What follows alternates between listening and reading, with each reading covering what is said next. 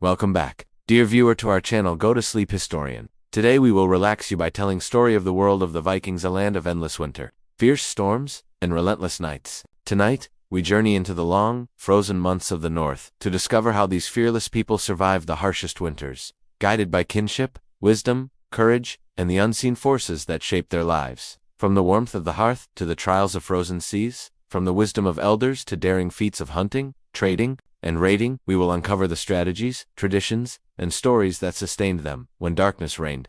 Join us as we step into history and follow the footsteps of those who endured the longest winters and emerged stronger, wiser, and unbroken. The coming of winter, the year was turning, as it always did, from the bright, generous months of summer into something slower, quieter, and much more demanding. In the Viking lands, those broad, rugged stretches of Norway, Sweden, and Denmark, the seasons were not gentle in their shifting. Autumn was brief, only a fleeting breath of golden leaves and sharp winds, before the cold pressed in with its heavy hand. Winter did not arrive as a visitor, it came as a ruler. Its grip was long and deep, lasting many months, with the sun rising only briefly before vanishing again into the horizon. People knew it was coming. They had watched the skies, felt the winds, listened to the call of the migrating birds. And so, as the first thin veil of frost glazed the fields, the Viking families understood that the time of trial was upon them. Imagine the landscape: mountains dusted with white, forests that groaned under the weight of snow, fjords whose waters stiffened into ice. The days shortened until twilight itself seemed to stretch into eternity. A hush lay over the earth, broken only by the crunch of footsteps or the howl of the northern wind. To the Vikings, this was not merely weather, it was a force, alive and merciless, one they had to face every year of their lives. But though winter was harsh, it was not unexpected. Each household had been preparing for months, gathering what they could from the land before it closed itself off. Fields were stripped of barley and rye, granaries filled with sacks of grain. Herds had been thinned, weaker animals slaughtered so their meat could be salted and dried, while the strongest were kept alive to endure the season indoors. The fjords and coasts had been busy with fishermen, hauling in cod, herring, and salmon, split and hung in rows to dry in the wind. Still, even with all this labor, there was a deep uncertainty that lingered at the edge of every firelit hall. Would it be enough? Would the food last? Because winter was not just cold, it was hunger. If the calculations were wrong, if the harvest had been poor, if the stores spoiled, then the household would pay dearly before the thaw returned. Inside the longhouses, life began to contract. These great timbered halls, low and wide, were not just homes, but fortresses against the cold. Their thatched roofs sagged under snow, smoke curled from openings above the hearth, and walls thick with clay and timber kept out the wind as best they could. People, animals, tools, and stores all shared the same space. Cows and goats were penned at one end, their warm breath rising in clouds. Families huddled together, sleeping in narrow beds lined with straw, covered in furs. The fire in the center crackling and spitting as the night deepened outside. It was here, in this close and smoky world, that the rhythm of winter life began. The people woke not with the dawn, for dawn came late, but with the needs of the fire and the animals. Someone stirred the embers, someone carried in firewood, someone milked the cows. Children, still rubbing sleep from their eyes, were sent to fetch water from frozen wells or rivers. Every task was measured, every motion necessary. In the long winter, there was little room for idleness, and yet, time seemed endless. For the Vikings, the coming of winter was also the coming of darkness. In the far north, the sun barely lifted above the horizon, and in some places, it disappeared altogether for weeks. Days were measured not by light but by chores, meals, and the movement of shadows around the hearth. Candles of tallow or fish oil flickered against carved wooden walls, while smoke lingered in the rafters. Outside, the world lay buried in snow, silent except for the wind. It was a silence both comforting and unsettling, a reminder that the world had retreated into sleep, leaving humans to endure. Yet there was beauty in it too. On clear nights, the stars blazed with a sharpness rarely seen in other lands. The northern lights sometimes swept across the sky in curtains of green and red, and people would watch them, hushed, believing they were the reflections of Valkyries' shields or the dancing of spirits beyond. The cosmos itself seemed nearer in winter, as though the gods had drawn their great cloaks closer around the earth. Still, for all the majesty of the season, survival was never certain. A single storm could trap travelers far from home. A broken roof beam could let snow ruin the stores. A sickness could spread quickly in the close air of the longhouse. The people had learned caution through centuries of winters.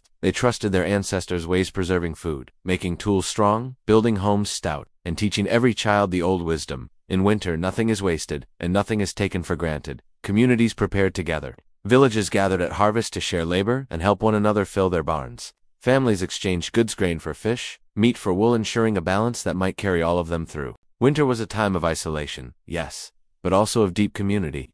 Bonds were tested, strengthened, and sometimes broken when hardship pressed too hard. But on the very edge of the season, in those early weeks when the snow was still fresh and the air sharp with promise, there was also a strange kind of excitement. Winter, after all, was not only an enemy, it was a test, and in surviving it, the people proved their strength. Young men sharpened axes, old women checked their herbs and remedies, children laughed at the first snowfalls before the cold grew too deep. The household gathered, tightened itself like a shield wall, and prepared to face what was coming. The Vikings did not see themselves as victims of their environment, but as companions to it. They believed the world was full of forces, spirits in the trees, frost giants in the storms, gods watching from the heavens. Winter was not just cold weather but a season of myth and meaning. When the first snows fell, people whispered of Skoll the wolf chasing the sun, and of the day when the wolf might catch it and plunge the world into endless night. Each winter they felt a shadow of that story, as though Ragnarok itself brushed close. Yet each spring, the sun returned, proof that the cycle endured. So the first days of winter were filled with both fear and reverence. Fires burned longer, not just for heat but for ritual. Offerings were made, bread, ale, or a portion of meat set aside for the gods. Families gathered at night to speak of ancestors, telling the stories of those who had endured before them. Children listened wide-eyed as sagas unfolded, reminding them that courage and endurance were the greatest of virtues. Outside the longhouses, frost grew thick on branches, turning forests into glittering white cathedrals. Streams slowed into silence, and the land grew still. The sea, that restless companion of the Norse, churned with ice along the shores. Dangerous to all but the most skilled, trade slowed, raids ceased, and ships were pulled high onto beaches, their hulls covered until the thaw returned. Thus the year turned, and thus the people waited. Winter had come, and in its coming, the Vikings began their long trial, to keep fire burning, to keep hunger at bay, and to keep faith alive through the endless night. Because in the north, winter was not merely endured, was lived. One careful day at a time. Long nights, short days, the first snows had already buried the paths leading to the fields, and the land outside the long houses was hushed beneath a white silence. The season of darkness had arrived. In the Viking world, winter was never just a matter of frost and snow. It was a shift in the very rhythm of existence. The sun, which in summer had lingered in the sky as if reluctant to leave, now hurried away, giving only a brief and pale light before vanishing again. Daylight grew thinner, stretching like a weak thread that barely held the fabric of time together. In the far north, there were places where the sun barely rose above the horizon, where dawn and dusk merged into one long twilight, and weeks passed without true day. For the people, this change was both familiar and daunting. They knew it would come every year it did, and yet, the absence of light weighed heavily upon them. The long nights seemed endless, and the brief days, swallowed by chores, passed in a blink. Inside the smoky longhouses, time began to blur. Morning no longer meant the bright arrival of sun but the stirring of embers, the sound of water poured into wooden buckets, the quiet lowing of animals. Shadows stretched across walls, unbroken except by the flicker of fire. The Vikings marked their days not by hours, but by tasks. There was firewood to chop, animals to feed, cloaks to mend, and food to portion out carefully. Each duty gave shape to time. Yet when the work was done, the darkness remained unyielding, pressing against the doors like a living thing. For the children, this endless night was a wonder. They watched the stars as though the sky itself were closer, its bright constellations sharp against the cold black. They pointed at the flickering ribbons of the northern lights and listened as their elders spoke of spirits dancing, of warriors riding across the heavens. For them, darkness was mystery, filled with stories and secrets. But for the adults, it was something else. The lack of light carried with it a heaviness, a slowing of the spirit. They felt their bodies crave rest more than labor, their minds sometimes wander into quiet gloom. To fight this, they kept busy. Women spun wool by firelight, weaving new garments to replace those worn thin. Men carved wood into tools, shaped bone into combs and pins, or repaired their weapons, though the season for raids and battles had passed. In the darkest nights, when wind howled and snow piled against the walls, the community turned to one of its oldest remedies against despair. Gathering, the hearth became not only the source of warmth, but the heart of life itself. Around it, families and neighbors shared mead, roasted bits of meat, and told tales that carried them far beyond the walls of their hall. Time was counted differently in this season. With no clear sun to rise or set, people spoke of the time of the first meal, or the time of milking instead of hours. Some measured the passage of the night by the length of candles, or how many times they stirred the fire. And always, they looked toward the turning of the year, waiting for the great festival of Yule, when the longest night would be honored, and the slow return of the sun celebrated. The human spirit, though resilient, could falter in such darkness. That is why the sagas and songs were more than entertainment, they were lifelines. A chieftain might recite the deeds of gods and heroes, his voice rising and falling with the crackle of fire. A grandmother might tell children stories of trolls who lurked in snowy forests, warning them not to stray too far. These words filled the void that silence might otherwise consume. Yet even in these long nights, there was beauty. Hunters who braved the snow spoke of forests glittering like glass under moonlight, of rivers frozen into mirrors, of skies so full of stars that it seemed the gods themselves leaned close to watch the earth. Sailors, their ships pulled ashore for the winter, sometimes dreamed aloud of the sea, imagining how the same moonlight touched faraway coasts. Darkness made such thoughts sharper, brighter. Still, the people knew that darkness could bring danger. Without sun, crops did not grow, and food was only what had been stored. Without sun, the body weakened, longing for warmth and light. And without sun, the imagination stirred fears, shadows moving in corners, noises in the woods, shapes glimpsed against the snow. The Vikings believed the long nights belonged not only to men but to spirits some kind, some cruel.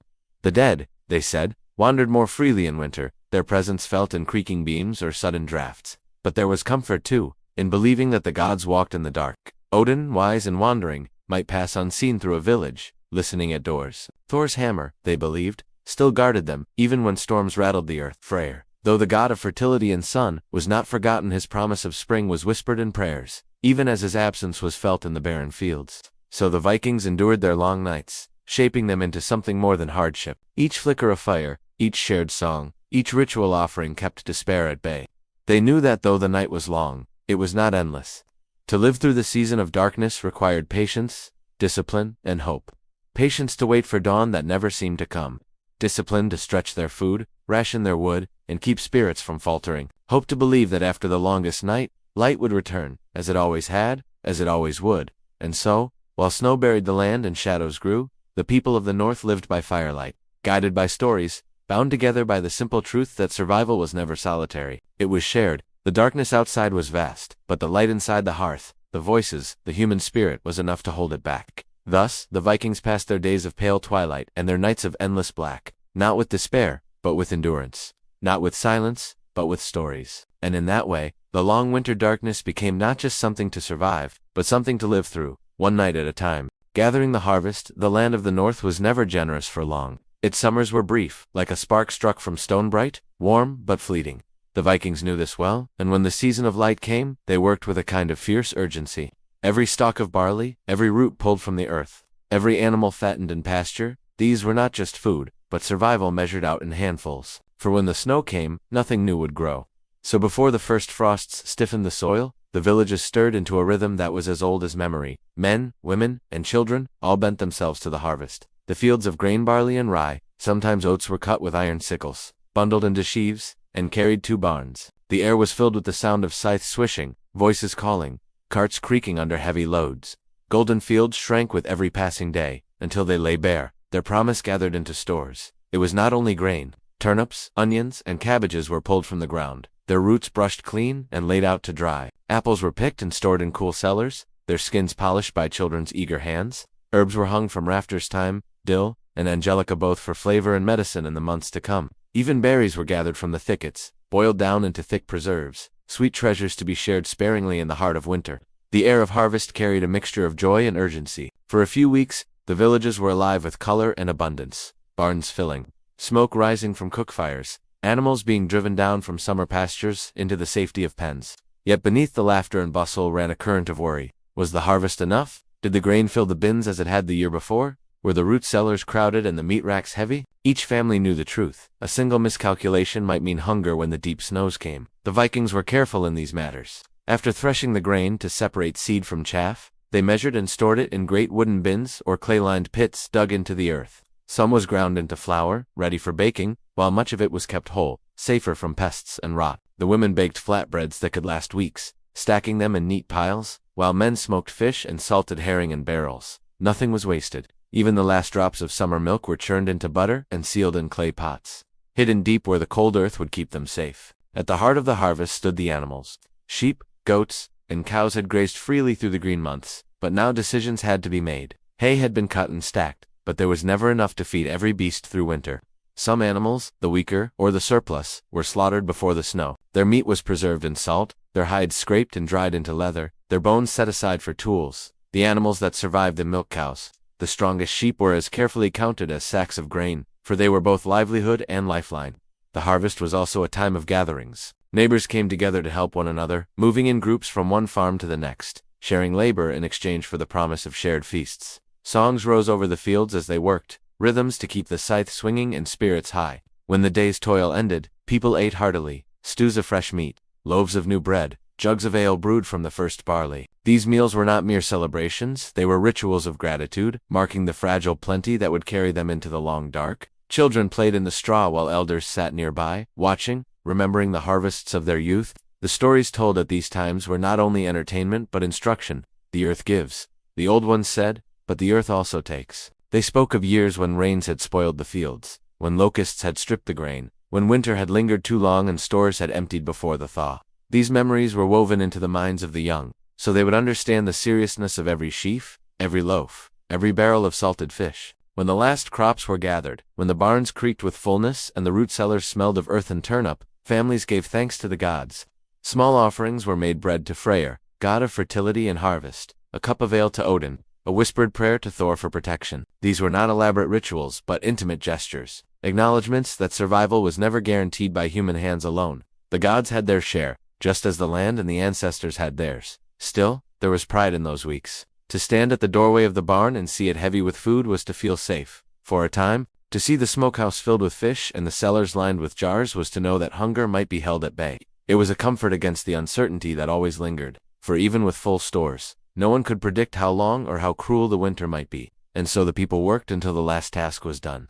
The fields, once golden, lay stripped and bare, the forests quiet, the sky already colder. The harvest was over, the land would sleep, and so too would much of human labor, for now it was the season of keeping, of waiting, of enduring. Yet the memory of those bright harvest days lingered in the long houses, when snow piled high and wind screamed across the roofs. Families would remember the warmth of summer fields, the laughter of neighbors, the taste of fresh bread pulled from the oven. These memories, like the food itself, were stores against the hunger of winter. Thus the harvest was more than gathering crops. It was gathering time itself, gathering light and life from the fleeting summer, and carrying it forward into the shadows. Every grain, every apple, every dried fish, was a promise, that though the cold would come, though darkness would reign, the people of the north would endure. And so, the barns stood full, the fires burned low, and the first true bite of winter touched the land. The work of survival had only begun. Meat, fish, and preservation. The harvest had filled the barns with grain and roots, but the Vikings knew well that bread alone could not carry them through the winter. In the north, strength came also from meat and fish, rich foods that gave warmth to the body when the frost grew deep. To gather these and to preserve them was a task of equal urgency, for without care, what was plentiful in autumn would rot to nothing by mid. The land itself guided the people. Herds of sheep and goats grazed on the hills through summer, cattle lowed in the meadows, and pigs rooted in the forest edges. But as the days shortened, these animals could not all be kept alive. There was never enough hay or fodder to feed them through months of snow. So the villagers made their choices. The strongest and most useful animals were kept: the cows for their milk, the sheep for their wool, the breeding stock for the next year. The rest, especially the weaker or younger, were slaughtered before the first storms. It was a grim necessity, yet also a time of abundance. The air filled with the sound of axes, the hiss of boiling water, the crackle of fires. Families worked together, men with their knives and cleavers, women with their strong hands ready to clean and prepare. Children carried buckets and helped salt the hides. Nothing was wasted. Meat was cut into strips, salted, and laid on racks to dry in the sharp wind. Fat was rendered into tallow, stored in clay jars to fuel lamps through the dark. Organs were boiled or fried fresh, a rare and hearty feast at the very edge of winter. Fish, too, played their part. The coasts of Norway, Denmark, and Sweden teemed with cod, herring, and salmon.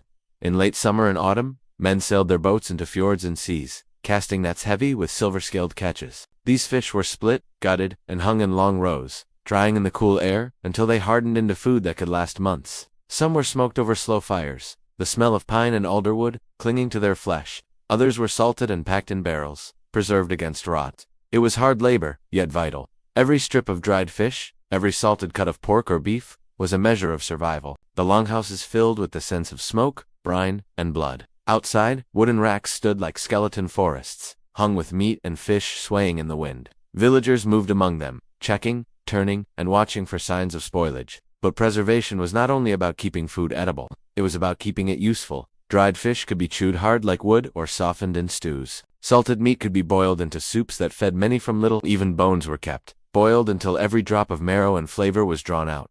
Then cracked to fashion tools. Hooves were saved for glue, hides tanned into leather, sinew twisted into cord. The animal gave all of itself, and the people honored this by wasting nothing. Such abundance, however, was deceptive. In those first days after slaughter, families feasted roasts turning on spits, cauldrons steaming with stew, tables laden with cuts too perishable to keep. The laughter was loud, the bellies full, and for a brief moment it seemed that winter might be easy. But everyone knew the truth. The fresh meat would not last, and what remained had to stretch across months of darkness. The feast was both a celebration and a farewell, a moment of joy before the discipline of rationing began. There was skill in these preparations. Too much salt could ruin the meat. Too little could let rot creep in. Too much smoke could harden fish into bitterness. Too little could leave it vulnerable. The women especially carried this knowledge, passed from mother to daughter: how to pack meat with layers of salt, how to store butter in sealed pots, how to check the drying racks for signs of mold. Their labor was often unseen beyond the hearth, yet it was the quiet backbone of survival. Even drink had its preservation. Barley from the harvest was brewed into ale, stored in barrels to warm long winter nights. Mead, honey wine, golden and sweet, was likewise prepared, though it was rarer and precious. These drinks were not mere indulgences. They carried calories, strength, and comfort, keeping spirits alive when the cold grew sharpest. The people also turned to the forests and seas for what little else could be gathered. Hunters brought back venison, their bows silent among the snowy trees. Trappers set snares for rabbits, foxes, and birds, their furs as valuable as their flesh. Seal and whale meat, for those who lived by the coasts, added another store to the winter table. Yet these were uncertain gifts, dependent on skill, luck, and the mercy of nature. The true safety lay in the stores carefully prepared before the snow. Preservation, then, was not just a craft, it was a shield against hunger. A family with full racks of dried fish, barrels of salted meat, and jars of butter could face the storms with steadier hearts. A family with little, or whose stores spoiled, faced fear with every passing day. Hunger was a harsh companion, and it visited often in the north. Many sagas spoke of winters where stores ran empty before the thaw, of families who thinned their bread with bark, who boiled leather for broth, who buried their dead not from cold but from want. The Vikings did not forget such stories. They were reminders etched into the rhythm of life. Prepare well, preserve wisely, and respect the gifts of the harvest. In their minds, survival was not luck, but skill and discipline, a pact between human effort and the will of the gods. Still, there was something almost sacred in the work. Smoke curling from drying racks, salted meat glistening in barrels, fish stiffening in the wind, these were not only sights of survival but of continuity.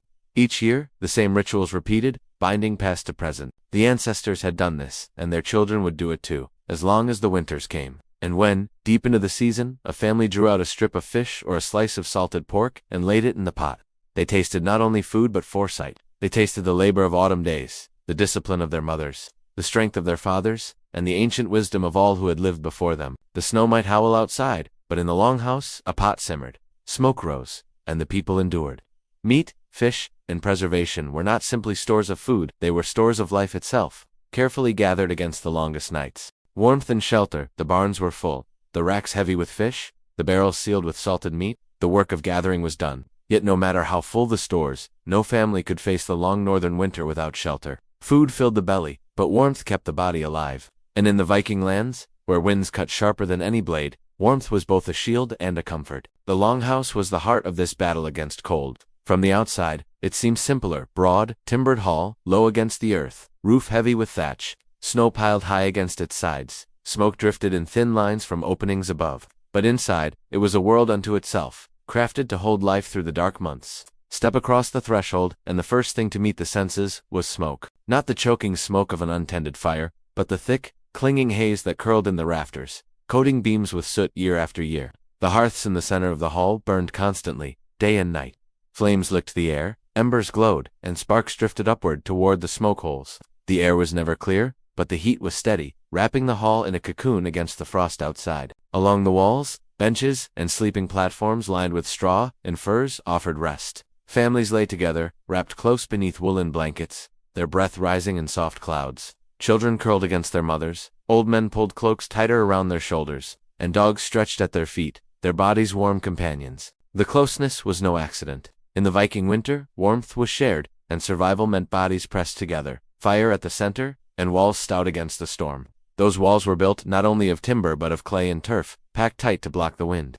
In some halls, animal hides hung along the interior, adding another layer of insulation. Every crack was filled, every seam bound, for the smallest draft could creep in like a thief. Roofs sagged under the snow, but their steep angles shed what weight they could, and families climbed often to clear them before collapse threatened. Maintenance was survival. and every hand had its task. The animals, too, shared the shelter. At one end of the longhouse, cows, goats, and sheep stood in pens, their warm breath rising into the smoky air. Their presence was more than practical. They gave milk through winter, yes, but also warmth. Their bodies, close to human ones, turned the longhouse into a living, breathing refuge, filled with the mingled sounds of man and beast. Some might call it crowded, but for the Vikings, it was life woven tightly together. Fire was more than heat, it was the heart of the hall. It cooked the stews that simmered endlessly, filled with meat, fish, and grains. It dried damp cloaks, warmed frozen hands, and lit the darkness when the sun was gone. Around the fire, people gathered for every act of winter life, eating, crafting, storytelling, prayer. Without it, the hall would be a tomb of ice. With it, the hall became a sanctuary. But fire demanded constant care.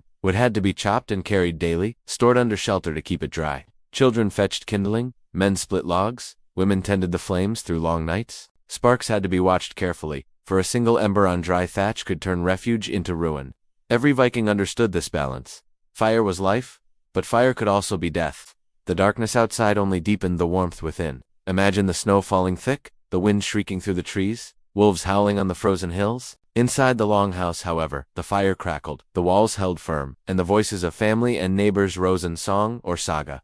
It was a world apart, a bubble of light in an endless sea of black. Still, the longhouse was not comfort alone. Life within its walls was hard. Smoke stung the eyes, the air was close, and the stench of animals mixed with sweat and cooking. Illness spread easily in the crowded space. Coughs echoed, fevers burned, and there were few remedies beyond herbs and prayers. Yet even this was better than the fate of those caught without shelter, whose bodies the snow claimed silently in the woods or fields. In some villages, wealthier chieftains built halls far larger than those of farmers. Great timbered spaces where dozens could gather. These were centers of feasting and fellowship, where warmth was not only physical but communal. Neighbors crowded inside, sharing food, drink, and stories. Here, bonds of loyalty were strengthened, and the cold outside was kept at bay by the strength of many together.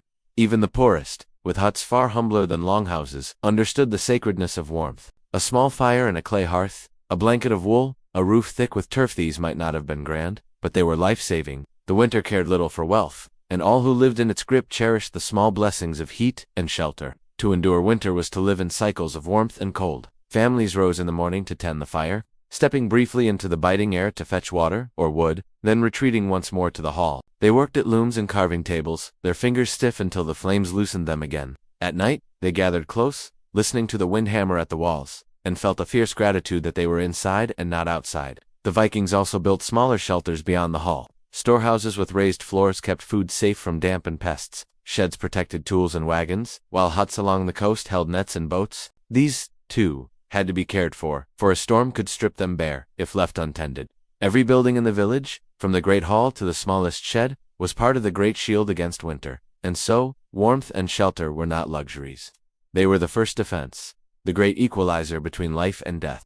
The longhouse stood as a fortress, its fire as a heartbeat, its walls as ribs around the fragile body of the family. Every log, every beam, every handful of straw carried the weight of survival. When spring finally returned, the snow melted, and the world opened again. The longhouses stood blackened with smoke, worn with use, but proud. They had held. They had kept their people alive through storms and darkness. And for the Vikings, this was proof of their own endurance, that even in the harshest land, with the fiercest winters, men and women could carve out a space of warmth, light, and life. The storms might rage, the wolves might prowl, the cold might cut to the bone, but within the hall, the fire burned, the family gathered, and the people endured. Warmth and shelter were not simply comforts, they were survival, carved into wood and stone, guarded by fire, and cherished by every soul who lived through the longest winters. Winter clothing, the fire burned at the center of the longhouse, but no flame could follow a man into the forests or across the frozen fjord. When the doors opened and the bitter air rushed in, when work called them outside into snow and storm, it was not walls or hearth that protected them,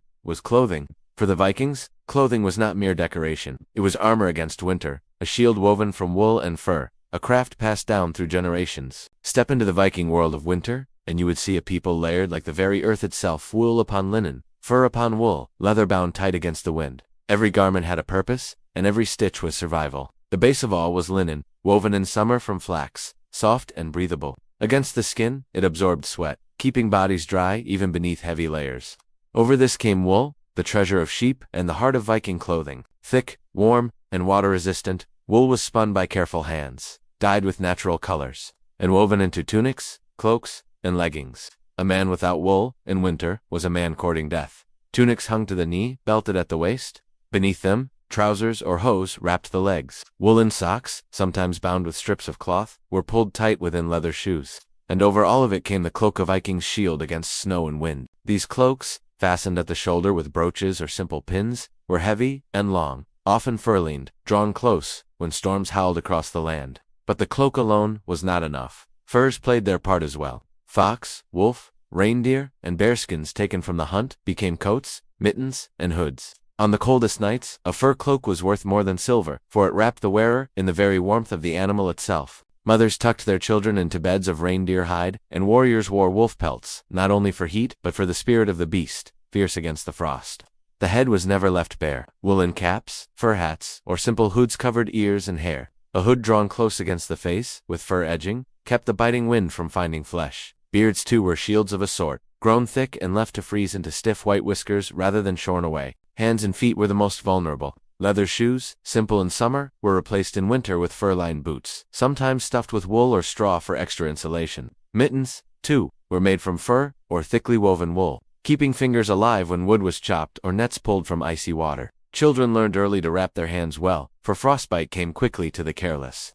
The women's work was behind much of this protection. In the glow of firelight, they spun wool on spindles, wove cloth on looms, and stitched garments with bone needles. Every family depended on their skill. A poorly woven tunic, a loose seam, could mean exposure, sickness, even death. Clothing was not fashioned in those long months. It was the very line between life and the grave. Yet within this practicality, there was beauty. Viking clothes, though built for survival, often bore colors: reds from madder, blues from woad, yellows from birch or onion skins. Cloaks were edged with patterned braids, tunics stitched with designs, brooches gleamed at the shoulder. Even in the darkest season, when survival was struggle, the Vikings carried pride in their dress. To wear well-made clothes was to show respect for one's family, one's ancestors, and even the gods. For those of higher rank, the layers grew finer. Wealthy chieftains wore cloaks of imported silk, trimmed with fur from distant lands. Traders brought dyes richer than any local source, and garments glowed with colors rare in the north. A king's cloak might shimmer red or green in the firelight, proof of his wealth even as the blizzard raged outside. Yet even these noblemen understood, silk did not warm like wool, and wealth was no substitute for practicality. Beneath the finery, they too wore the same thick layers as their kin. Children bundled in smaller cloaks, their boots stuffed with straw, their mittens tied by cords through their sleeves so they would not be lost in the snow. They tumbled in the drifts, laughing, while mothers watched carefully for signs of cold creeping too deep. Play was allowed, but warmth was guarded. Every parent knew the danger of frost: how quickly red cheeks could turn pale, how swiftly numb fingers could blacken. Travelers in winter clothed themselves even more carefully. Fur boots laced tight, heavy cloaks bound with cords across the chest, faces wrapped in woolen scarves. When crossing frozen lakes or trudging through waist-deep snow, every layer mattered. A single wet boot, a cloak torn in the wind, could turn a journey into a death march. Clothing also told stories. A warrior might wear the pelt of the bear he had slain, a hunter the fox whose cunning he had outmatched. Families passed cloaks from father to son, mother to daughter, mended and patched, but carrying history in every stitch. Garments were not discarded lightly. They were repaired, reshaped, and worn until no thread remained. In every winter, a piece of the past wrapped itself around the living. At night, clothing was hung near the hearth to dry, for damp wool was dangerous. Boots were set by the fire, cloaks spread on benches. Children sometimes fell asleep still dressed, unwilling to leave the warmth of their garments. And in the morning, before stepping outside into the frost, each person pulled on layer after layer, fastening brooches, tying cords, wrapping cloaks, armoring themselves for the daily battle against the cold. Even ritual and faith touched clothing.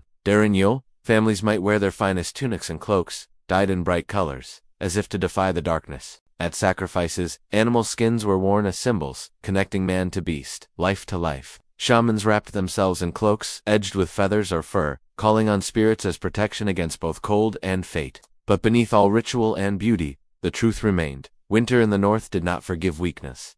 Clothing was the first and last defense. Without it, no fire, no shelter, no feast could save a man. With it, even in the wildest storm, there was hope. Imagine then, a Viking family preparing to step outside. The father pulls on his wool tunic and heavy cloak, fastening the brooch with practiced hands. The mother ties her hood, wrapping a scarf around her face. The children are bundled until only their eyes peek out from layers of wool and fur. Boots are laced, mittens pulled tight, cloaks drawn close. The door creaks open, and a blast of frozen wind surges in. Yet they are ready. Clothed as their ancestors taught them, they step into the snow, not as victims of the winter, but as survivors. And when they return, boots crusted with ice, cloaks stiff with frost, they strip the layers, hang them by the fire, and give thanks for the craft that kept their bodies safe.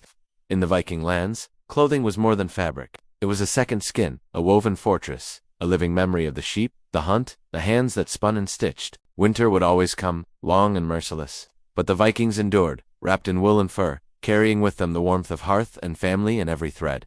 Their clothing was their shield, their legacy, and their quiet defiance against the endless night. The hearth as the heart, the walls of the longhouse were strong, the cloaks heavy, the boots bound tight against frost. Yet even with furs and wool, even with timber and turf, there was one truth every Viking knew: without fire, all would perish. Fire was not simply flame, fire was life itself. It was the center around which the winter world turned, the heartbeat of the hall, the spirit of the family. At the core of every longhouse lay the hearth, a shallow pit lined with stone, filled with glowing coals and flickering wood. Its smoke drifted upward through holes in the roof, curling into the rafters, staining them black with soot.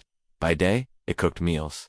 By night, it guarded against the creeping cold. Even when all else was silent, the hearth crackled and hissed, as if whispering that life still endured inside while death prowled outside. The hearth never rested. From the first frost of autumn until the thaw of spring, its flame was kept alive. To let the fire die was unthinkable, for to wake to a cold hall was to court death itself. So, the hearth was tended as one might tend a newborn child, fed regularly, watched carefully, soothed when it sputtered. Children grew up knowing the sacred duty of adding kindling, and elders passed down the art of coaxing flame from fading embers. The fire cooked the stews that simmered endlessly, thick with fish, grains, and scraps of meat. A pot might hang over the flames for days, broth renewed, ingredients added, its warmth nourishing all who dipped their wooden bowls into it. Flatbreads baked on stones, smoked meats hung above, absorbing flavor and preservation from the rising smoke. Without the hearth, hunger would gnaw deeper than any wolf. But food was only part of its gift. The fire dried damp clothes, thawed frozen fingers, and warmed aching joints. After long hours in the snow, men crowded close, stretching hands to the flames, boots steaming in the heat. Women leaned near as they spun and wove, the firelight flickering across their faces. Children played in its glow, their laughter mingling with the crackle. The hearth gathered all, binding them into a circle of warmth. The hearth was also the keeper of memory. Around it, sagas were told, poems recited, riddles exchanged. Warriors spoke of raids across the sea, hunters of journeys into the forest. Old men recalled ancestors long gone, their deeds brought alive in firelight. And children, wide-eyed, learned not only of gods and heroes, but of what it meant to belong to a people who endured. In the dark months, when the sun rose only briefly, the hearth replaced the sky. Its glow was dawn and dusk, its warmth was the promise of tomorrow. People marked time by the fire's feeding, the gathering of kindling, the shift of embers. It was the rhythm of survival. Faith, too, burned in the hearth.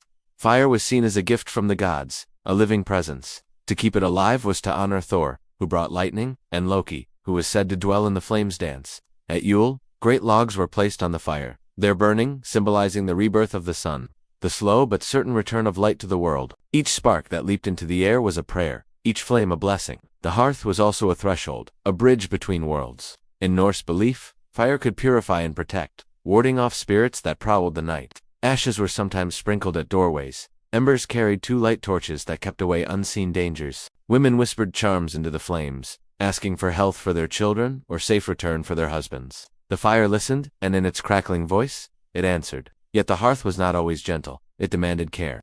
Sparks could leap onto dry straw, and flames could surge out of control.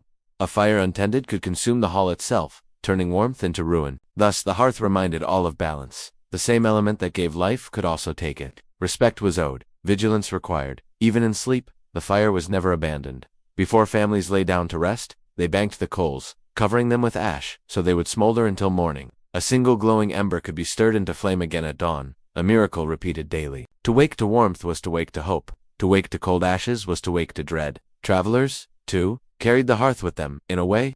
In the wild, hunters lit fires of pine branches, huddling around them as snow fell. Warriors on long journeys guarded their torches, bringing flame from village to village. The hearth at home was not merely a place, but an idea, carried in every spark, struck from flint and steel. Children often lay on benches near the hearth, lulled to sleep by its warmth. They dreamed in firelight, the shadows on the walls becoming giants, beasts, and heroes.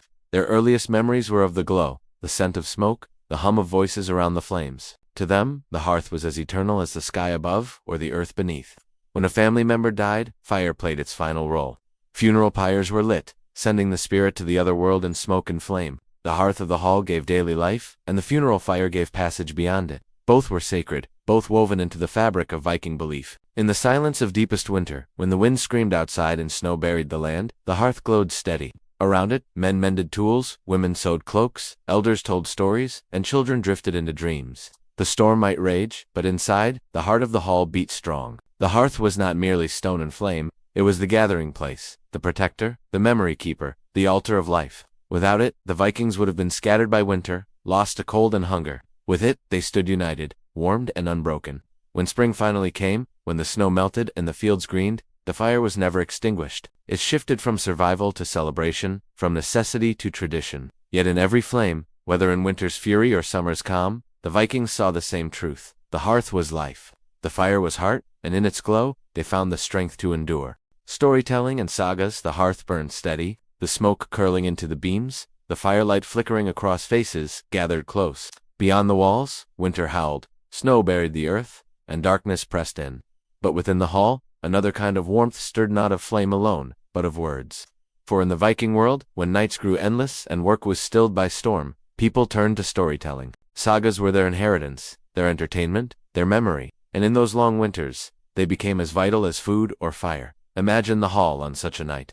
The flames glow low, casting shadows that dance along the timbered walls. Men and women sit on benches, cloaks pulled tight, steaming bowls in their hands. Children nestle close, their eyes wide, their bodies drowsy but their minds alert. Then an elder clears his throat, or a skald, the keeper of words, steps forward. Silence falls, save for the crackle of embers. The story begins. The sagas carried many voices. Some told of gods and giants, of Odin who gave his eye for wisdom, of Thor who thundered against the Jitnir, of Loki whose tricks set the world aflame. Others spoke of heroes, men and women whose names echoed across the seas, warriors who braved foreign shores, kings who claimed their crowns, shield maidens who stood unyielding in battle. These were not only tales of the past, but living examples, lessons wrapped in legend.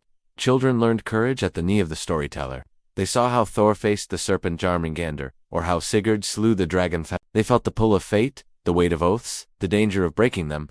In a world where survival hinged on loyalty, strength, and honor, these stories were not idle fancies. They were teachings as sharp as any blade. Yet not all sagas were grand. Some were tales of trickery, humor, and wit, how Loki stole from the gods, or how a farmer outwitted his rival. Laughter rolled through the hall at such stories, easing the heaviness of winter. For even in the harshest times, the Vikings found joy in words, proof that warmth could be found not only in flame, but in shared mirth. The sagas were long, often lasting hours or even nights. They were woven with care, each phrase shaped for rhythm and memory. A skald could recall hundreds of verses, his voice rising and falling like waves on the fjord. To forget a line was shame, to tell it well was honor. These men were more than entertainers, they were keepers of the people's soul, and stories were not confined to words alone. They lived in songs sung to the harp, in runes carved on wood and stone, in images etched into jewelry and weapons. A sword might carry the name of a hero, a brooch the mark of a god. Everywhere, the sagas lingered, reminders that no storm could silence memory. The hearth gave the stage, but the story gave meaning.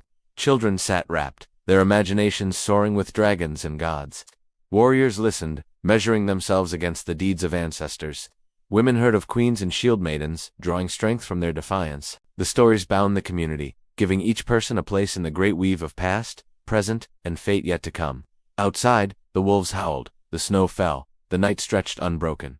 Inside, the story glowed as surely as the fire. It carried minds far from the frozen world, across seas, through forests, even into realms of gods and spirits. It reminded all who listened that they were part of something larger, that their lives, though small against the vastness of winter, were threads in a tapestry woven by destiny itself. Sometimes, stories were told not by elders but by wandering skalds, guests in the hall. These men carried news from distant lands, weaving it into song and saga. They brought tales of foreign kings, strange beasts, and faraway battles. In return for food and shelter, they gave words that turned the world beyond into something the people of the hall could touch. But not every story was of distant times. Many were close to home. Families retold their own histories, how a grandfather sailed west to unknown shores, how an ancestor fought in a feud, how a great-grandmother kept her family alive through famine. These stories rooted the children in their lineage, tying them to land and kin.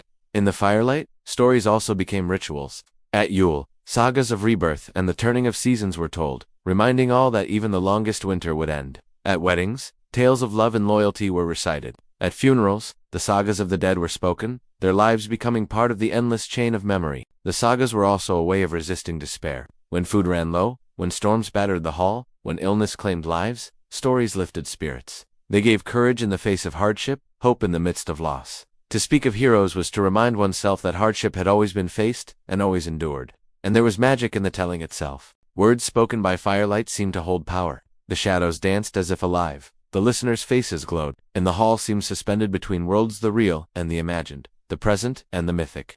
For a moment, the boundaries blurred, and gods, heroes, and ancestors sat among the living. When the story ended, silence often lingered. The fire crackled, the night pressed on, and only after a long pause did voices return. Sometimes laughter broke the spell, sometimes song, sometimes quiet reflection. But always the hall felt fuller, stronger, more bound together than before. The sagas lived not only in memory but in hearts. Each person carried fragments of them, repeating lines, retelling tales to children, whispering verses on lonely journeys. In this way, the stories spread like embers, carried from one hearth to another, lighting minds across the Viking world. The winter was long, the nights endless. But as long as the sagas were spoken, the darkness never fully claimed the hall. For fire warmed the body, but story warmed the soul. Together, they made survival not only possible but meaningful. And so, around the hearth, the Vikings endured the coldest months not with silence, but with voices rising, with sagas weaving past into present, with laughter and song echoing against the storm. The snow might bury the earth, the night might seem eternal, but within the hall, words burned brighter than flame. The Yule festival, the nights had stretched long, the days barely rising before sinking again into twilight. Snow lay deep upon the earth, and silence pressed heavy, broken only by the howl of wolves or the creak of frozen trees. But as the darkest days approached, something stirred within the halls of the Norse people. For this was the season of Yule, the great midwinter festival, when men and women defied the cold with fire, feasting, and song, calling back the sun from its long sleep. Imagine the Viking hall on the eve of Yule. The hearth blazes higher than on ordinary nights, fed with great logs saved for this season. Evergreen branches, symbols of life unbroken by winter, are fastened along the walls. Tables are laden with what food the family has saved: roasted meats, bread, cheese, dried fish, honeyed mead. The people gather not in silence but in joy, their voices rising in laughter, their hearts lifted by the knowledge that they are not only surviving the winter, they are celebrating it. At the heart of Yule stood the fire. The Yule log, chosen with care, was dragged into the hall, sometimes so large that it burned for days. It was more than wood, it was a symbol. Its flames drove back the darkness. Its embers carried prayers for warmth and good fortune. Families watched as sparks rose into the rafters, believing they carried wishes to the gods. If the Yule log burned bright, it meant prosperity in the year ahead. Its ashes were sometimes saved, scattered upon fields when spring returned, to bless the soil with fertility. Around this fire, people shared their best food and drink. Winter was harsh, but for Yule, families set aside scarcity and opened their stores. It was a time of abundance, a chance to taste meat from the animals slaughtered in the season's great sacrifice, to drink from barrels of ale brewed months before, to savor the sweetness of honey mead. For a few nights, hunger was forgotten, replaced by fullness and cheer. Children laughed, warriors sang, and elders raised their cups in toasts to gods and kin alike. The gods were never far from the celebration. Yule was sacred to Odin, the All-Father, who was said to ride through the night sky during the wild hunt, leading spirits and unseen riders across the clouds. Some whispered that he brought gifts of fortune, others feared he brought storms. Thor too was honored, his strength invoked to guard against the cold and the forces that lurked in the dark. Freyr, the god of fertility and harvest, was called upon to bless the fields, even though they now lay silent beneath snow. In Yule's rituals, the people sought to bind themselves to the gods, ensuring that life would return with the sun. And there was more than feasting, there was sacrifice. At the great Bealtas, animals were offered, their blood sprinkled on statues of gods. On walls and altars, their meat roasted and shared in sacred communion. These sacrifices were not cruel acts, but gifts, offerings made in hope and gratitude. To give was to bind, to ensure that the bond between mortal and divine remained unbroken. Yule then was not only a celebration of light, but a renewal of sacred ties. For the Vikings, Yule was also a time of storytelling and games. After the feasting, when bellies were full and fire roared, skalds rose to speak. They told tales of the gods, of how Odin sought wisdom, of how Baldr's death brought sorrow to all the worlds, of how the sun would one day be devoured but born again. These were not idle amusements. They were reminders of the cycle of fate, of the eternal balance of darkness and light. Children listened wide-eyed, knowing that just as the sun returned after its long absence, so too would life always rise again after hardship. Games filled the hall with laughter. Men tested strength in wrestling matches, women joined in riddles, and contests of wit, and dice clattered on tables, fortunes rising and falling in chance. Sometimes, the games carried omens, for a victory in Yule was said to foreshadow success in the coming year.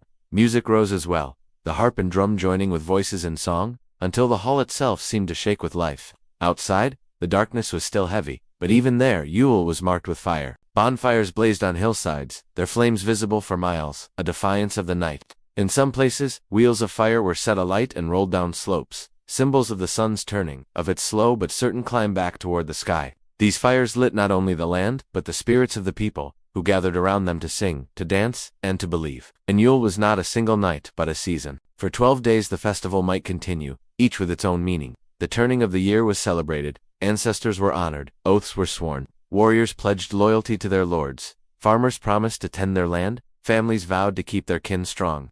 In the deep of winter, when the world seemed uncertain, these oaths gave shape and strength to life. Some customs of Yule were tied to mystery. People left offerings of food outside their doors, gifts for wandering spirits, so for Odin himself, riding through the storm with the wild hunt. Children placed boots or bowls near the hearth, hoping they would be filled with treats, echoes of a practice that would survive into later Christmas traditions. In these small acts, fear and hope mingled, for winter was not only a time of celebration but of unseen dangers. The line between the living and the dead was thawed thin, and Yule was a time when ancestors might walk once more, when spirits pressed close to the world of men, but fear did not overcome joy. For Yule was the turning point, the moment when darkness began to give way to light. The sun's path, invisible to the eye, had reached its lowest point. Now, slowly, it would climb again. Each day would lengthen, each night shorten, until spring returned. This knowledge burned in every fire, in every cup raised, in every song sung during Yule. It was not mere celebration, but defiance, a promise to endure and to welcome the new year. When the festival finally ended, the halls were quieter, the food stores lighter, the people weary but strengthened. They carried with them not only the memory of feasts and laughter, but the renewed sense that they belonged to something greater, the rhythm of the seasons, the favor of the gods, the bond of kin and community. They had celebrated not only survival but renewal, a glimpse of hope in the midst of the long winter. And so, when the Yule fire burned low and the last embers glowed in the ashes, the people knew the worst was not behind them, but the turning had begun. The wheel of the year turned on, and the promise of light was once more theirs to hold. The role of women in winter life, the longhouse stood firm against the winds, its roof heavy with snow, its walls dark with smoke. Inside, the fire roared. Men sharpened blades, children played on benches, but look closer, and you will see that the heartbeat of winter was not carried by warriors alone. It was the women who held the rhythm of survival, weaving warmth into cloth, binding families together, and guiding both home and spirit through the long frozen months. In the world of the Norse, men hunted, fought, and sailed. But in the stillness of winter, when ships were pulled onto shore, and fields lay beneath frost, it was often women who kept the hall alive. Their work was less sung in sagas, yet no less vital. Without their hands, their voices, their wisdom, the Vikings could not have endured. First, there was the work of food. In autumn, women led the gathering and storing of supplies, smoking fish, drying meat, churning butter, preserving berries and honey. By midwinter, their skill was tested daily. Each meal required careful balance, how much to take, how much to save, how to stretch what remained until the first thaw. The great stewpot that hung over the fire was theirs to tend, simmering with grains, roots, and scraps of meat. It was not only nourishment but life measured out with patience. Bread too was their gift. Flatbreads of barley or rye were baked on stones near the fire, filling the hall with their warm scent. These small loaves, simple yet sustaining, carried families through the hardest nights. And the sweet drink of honey was brewed under their care, poured at Yule and shared at gatherings, binding kin and community together. Beyond food, women clothed the hall in warmth.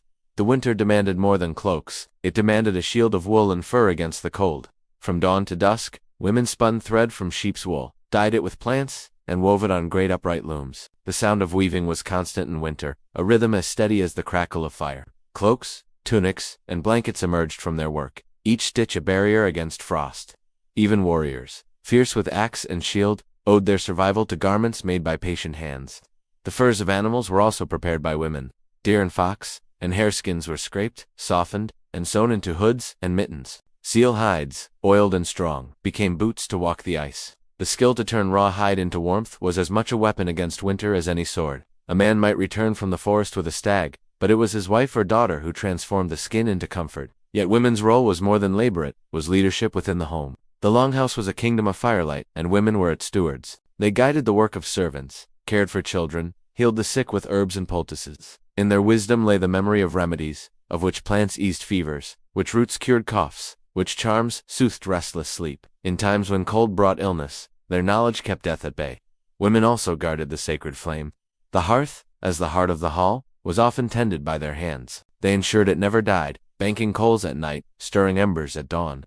In their care, fire became not only warmth but ritual. Some whispered charms as they laid on logs, calling on household spirits for protection. Some saved ashes from sacred nights, believing they carried blessing. In their quiet devotion, the hall's soul was kept whole. In faith and ritual, women held power that went beyond the hearth. The vulva, the seeress, was often a woman, gifted in prophecy and magic. Even in the darkest winters, her words carried weight. She read omens in smoke and flame, cast runes to glimpse what lay ahead, and guided decisions of kin and clan. Though feared at times, she was also revered, for she stood closest to the hidden threads of fate. In her presence, winter seemed less uncertain, for she gave shape to what might come. Within the hall, women were also storytellers. While men spoke of raids and battles, women carried tales of ancestors, myths of gods, songs of love and loss. Their voices wove memory and hope into the fire's glow.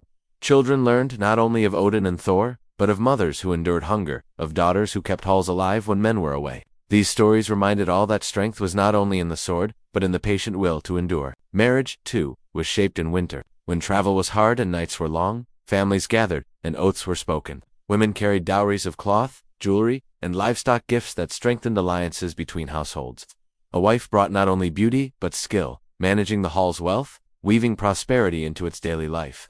A good woman was praised not for silence, but for wisdom, for counsel given in moments of trial. In the sagas, women often stand as fierce figures, mothers urging sons to courage, wives demanding vengeance for wrongs, queens guiding kings. Their power was not wielded on the battlefield but within the bonds of kin and honor. In winter, when battlefields were silent, their influence was clearest. It was they who kept the threads of family from unraveling, who reminded men of duty when despair grew heavy. And though their role was often quiet, it was not small.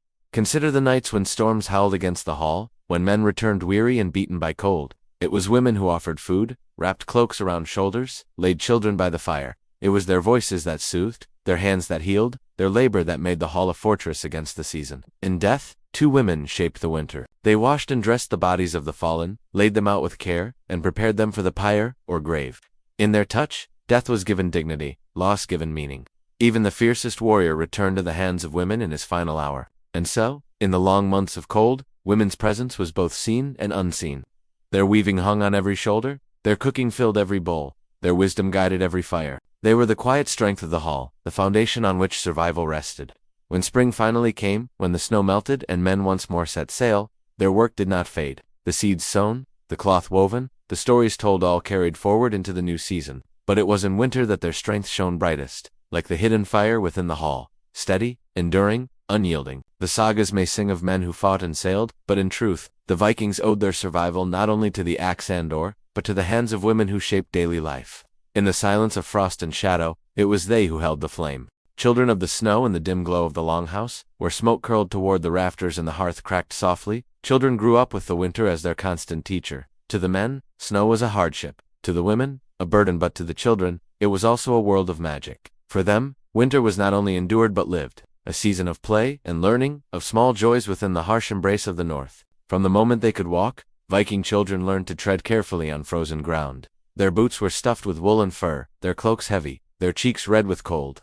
Outside, they chased each other across snowdrifts, sliding on shields down icy slopes, their laughter echoing against the still forest. What to adults was a frozen wilderness, to them was a playground carved by frost. Games filled the long nights. Indoors, when storms raged, children played with carved wooden figures of animals and gods. They built little houses from sticks, small boats from bark, imagining journeys across seas they had never seen. Dice games kept their hands busy, while riddles tested their wits. Around the fire, elders told stories, and children learned by listening stories of Thor's strength, of Odin's wisdom, of how Loki's tricks often brought both mischief and ruin. These tales were not only entertainment, but lessons, teaching courage, cleverness, and caution. Education in Viking lands was not done in schools but in daily life. Boys watched their fathers carve wood, mend nets, sharpen blades. They were given small axes to practice, small bows to shoot at straw targets. Girls learned from their mothers to spin thread, weave cloth, and prepare food.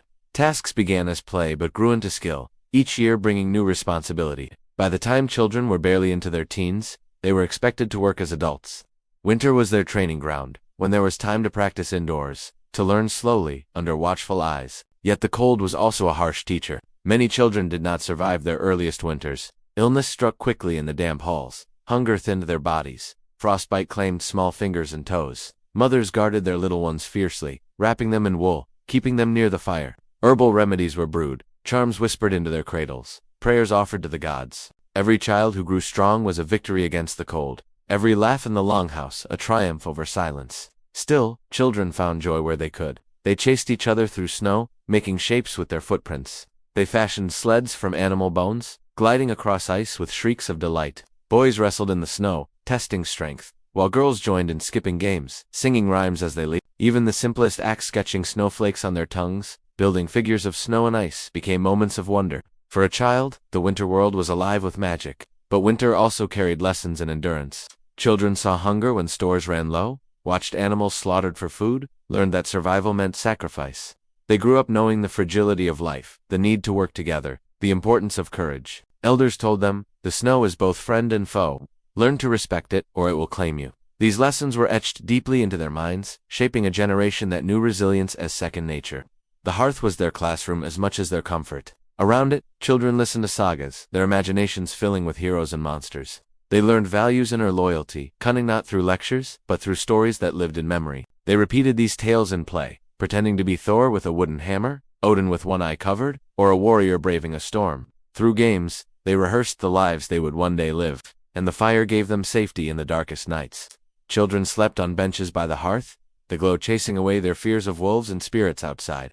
They huddled together under furs, whispering secrets, giggling softly, until sleep claimed them. For them, the fire was more than warmth, it was comfort, a guardian against the unknown. As they grew older, winters became seasons of trial. Boys joined men in hunting trips, trudging through snow with spears, learning to track and to kill. Their first hunt was a rite of passage, proof they could provide. Girls took greater roles in the hall, weaving cloaks, caring for younger siblings, tending the hearth. Each winter brought new duties, new expectations. Childhood, in Viking lands, was short, yet in those years of snow and shadow, the foundations of strength were laid. Still, even in duty, laughter found its way. Families valued joy as much as endurance, for laughter gave warmth no fire could. Parents told children riddles, teasing them into clever answers. Brothers and sisters played tricks, hiding tools, stealing bites of food, racing through the snow. Even warriors, fierce in battle, softened at the sight of their children laughing, for in their eyes was hope, the proof that the hall would live on, that life would outlast the cold. Children also held a sacred place in ritual. During Yule, they were given small gifts, food, trinkets, carved toys. Some families placed children's boots by the hearth, hoping Odin would fill them with treats during his wild ride. At sacrifices, children stood beside their parents, learning the ways of prayer, watching the sacred bond between gods and men. From their earliest winters, they were woven into the fabric of faith. But winters could shape their fates in harsher ways. In the deepest cold, when food was scarce, difficult choices were made. Elders sometimes told of infants left behind in hunger years, when survival of the many demanded sacrifice of the few. These were dark memories, whispered with sorrow, reminders that winter demanded not only joy but loss. Such truths, though cruel, taught children that life was fragile, that every fire, every meal, every breath was a gift. Despite the hardships, children grew strong in the north. The snow toughened them, the cold hardened their bodies, the long nights sharpened their minds. They learned to laugh at frost, to find games in hardship, to carry courage into every season. They grew not in defiance of winter, but shaped by it, molded into the kind of men and women who could endure anything. And so, in the heart of the Viking hall, surrounded by frost and flame, children thrived. Their games echoed in the rafters, their questions filled the air, their laughter mingled with the crackle of fire. In their joy, winter was less cruel. In their growth, the hall's future was secured. The sagas may not sing of them often, but in truth, every warrior, every seeress, every farmer once lay on a bench by the hearth, listening to stories in the dark, dreaming in the glow of firelight. Every hero was once a child of the snow, shaped by winters long and deep, tempered like iron in the forge of frost. Music, song, and dance. In the dark months, the snow pressed heavy on the land, muffling sound until even the forests seemed to sleep. Outside, the wind wailed across the fjords, wolves howled at the moon, and the ice groaned deep within the rivers. Yet inside the Viking hall, the silence of winter was never allowed to reign for long. For in the glow of the fire, voices rose, hands struck rhythm, and feet stamped against the wooden floor.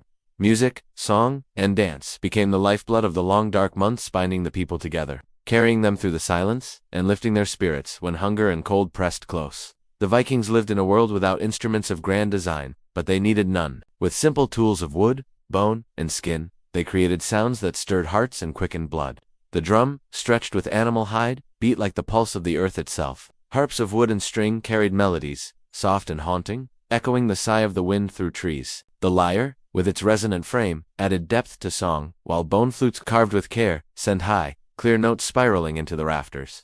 These instruments, humble though they seemed, filled the hall with life, transforming shadow into rhythm. At the center of winter music were the skalds, the poets and singers of the north. Skalds were more than entertainers. They were keepers of memory, shapers of song. With their voices, they wove sagas of gods and heroes, stories of voyages across the seas, laments for the fallen, and praise for kings. Their words were sharp as a blade, their verses heavy with meaning.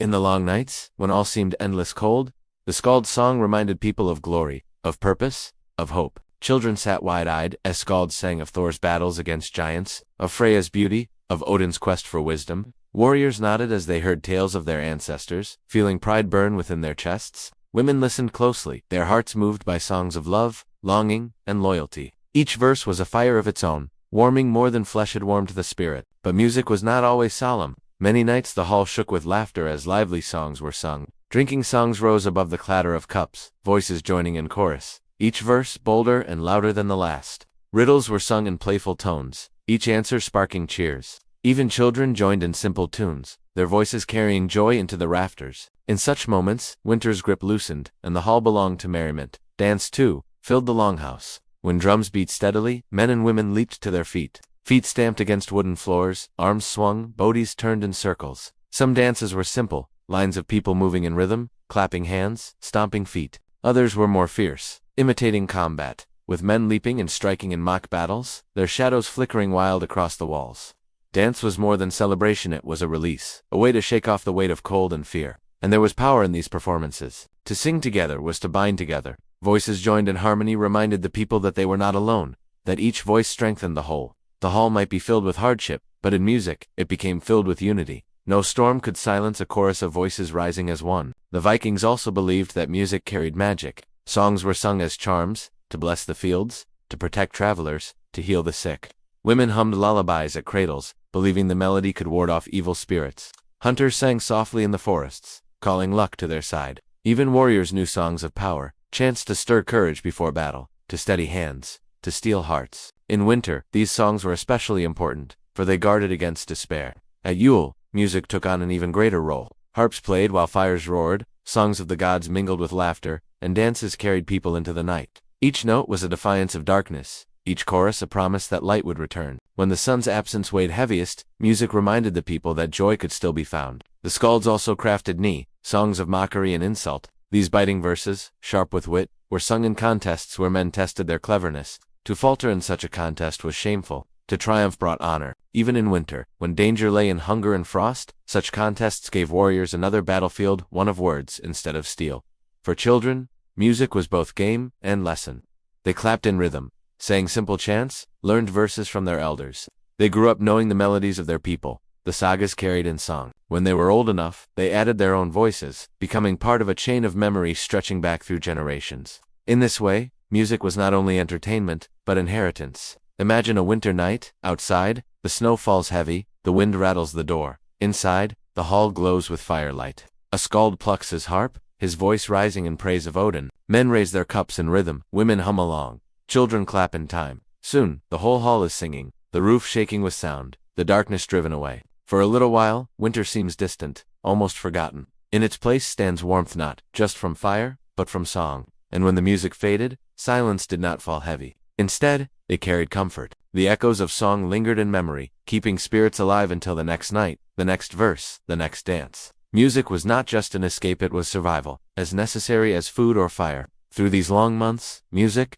song, and dance reminded the Vikings of who they were, a people bound together by rhythm, by story, by joy in the face of hardship. The sagas tell of heroes and battles, but in truth, it was in these humble gatherings and laughter, in clapping hands, in voices raised together, that the spirit of the people endured. For in the north, where winter was long and harsh, the greatest strength was not only in the sword or the axe, but in the song sung loud enough to outlast the storm. Faith and rituals of the winter gods. Winter in the Viking lands was not just a season of snow and silence, it was a season of faith. When the days dwindled to a mere sliver of sun, when the nights stretched endlessly, and the frost thickened upon the earth, the people turned to the gods. For in the long cold, when human strength alone could falter, it was the unseen powers, the gods of Asgard, the spirits of hearth and land that were believed to guard survival. Inside the longhouse, prayers rose with the smoke. Outside, beneath the stars or snow-laden clouds, offerings were left upon sacred stones and ancient trees. The people believed that every act of survival, each loaf baked, each fire lit, each hunt returned successful, was tied to the will of powers greater than themselves. And so,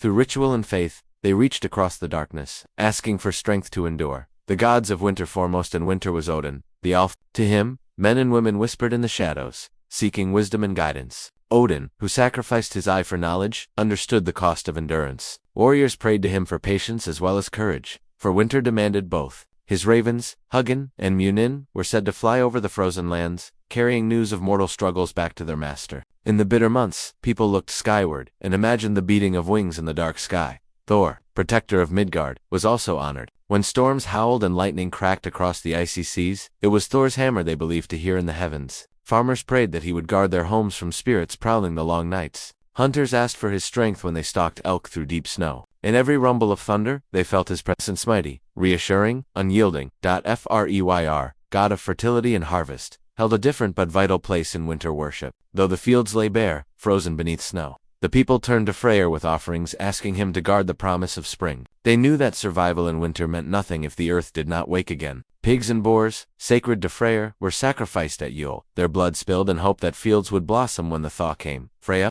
goddess of love and life, was remembered too. Women lit candles in her name, asking for safe births through the dangerous winter months. Men and women alike honored her for beauty and joy, for even in the darkest days, the heart longed for warmth not only of fire, but of love.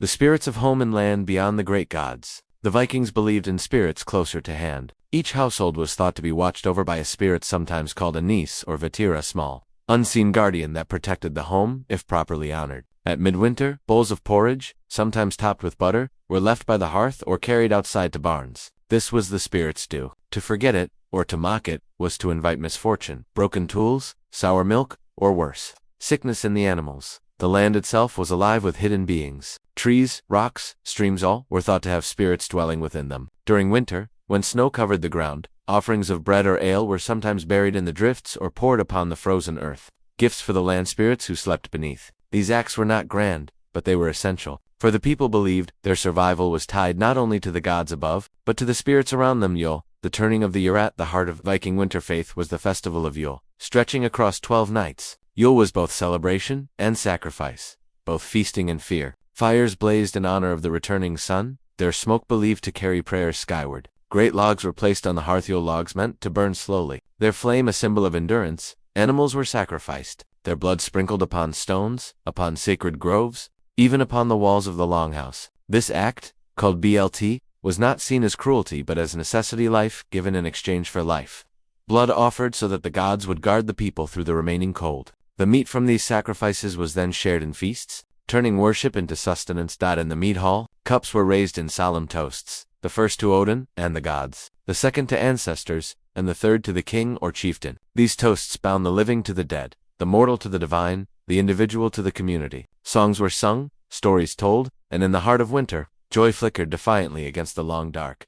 Signs and omens. The people of the north watched winter skies for signs. A bright moon halo meant snowstorms. The shimmering of the northern lights, the aurora, was believed by some to be the armor of Valkyries riding across the heavens, choosing who would live or die in the days to come. Ravens circling a village could be taken as Odin's warning. Dreams, too, carried weight. A dream of fire might mean hope, while a dream of falling signaled danger. The line between faith and fear was thin in these months. When sickness came, when famine threatened, the people looked not only to their own strength, but to the favor or displeasure of the gods. Rituals were repeated with greater care, sacrifices made with deeper solemnity. To live through winter was to remain in balance with the unseen. The coming of Christianity. As winters passed and decades turned, another faith slowly entered the north. Christianity? At first it was carried by traders, then by missionaries, and finally by kings who sought to bind their people to the new religion. In the halls where once only Odin and Thor were praised, priests began to speak of Christ, of one God rather than many. In winter, the contrast was sharp. The old faith held to Yule, the sacrifices, the toasts, to gods and ancestors. The new faith offered Christmas, the birth of a savior who brought light to the world. To some, the difference was strange, even threatening. To others, the new rituals blended with the old. Candles burned in Christian homes, just as fires burned in pagan ones, and feasts were held in both. For many years, the two beliefs coexisted, especially in winter, when survival mattered more than doctrine. And yet, even as Christianity grew, the echo of the old gods lingered. Farmers still poured ale to the fields, women still left porridge for the spirits, men still whispered Odin's name before hunting in the snow. The winter gods did not fade easily, for they were born of the land itself, of its storms and its silence. The power of ritual for the Vikings. Ritual was not an empty act, it was survival given form. To light the fire in honor of the sun's return was to declare that warmth would come again. To sacrifice a pig to Freyr was to promise the rebirth of the fields. To leave food for the spirits was to acknowledge that humans were not alone in the world. Through these acts, the people gave shape to hope. They made meaning in the cold, in the hunger, in the endless dark. Without such rituals, winter would be only suffering. With them, winter became a trial with purpose, a story with an ending. And so, in longhouses across the frozen north, voices rose in prayer, in toast, in song. Fires burned not just for warmth, but for faith. Offerings were made not just to appease gods, but to keep despair at bay. For as long as people believed, they could endure. And in the Viking lands, belief was as vital as bread. Winter would always return, year after year, but so too would the rituals, the songs, the sacrifices. For the Vikings knew that in honoring the gods and spirits, in keeping faith through the longest nights, they were not merely surviving. They were holding fast to a bond older than memory, a bond that promised that spring someday would always come.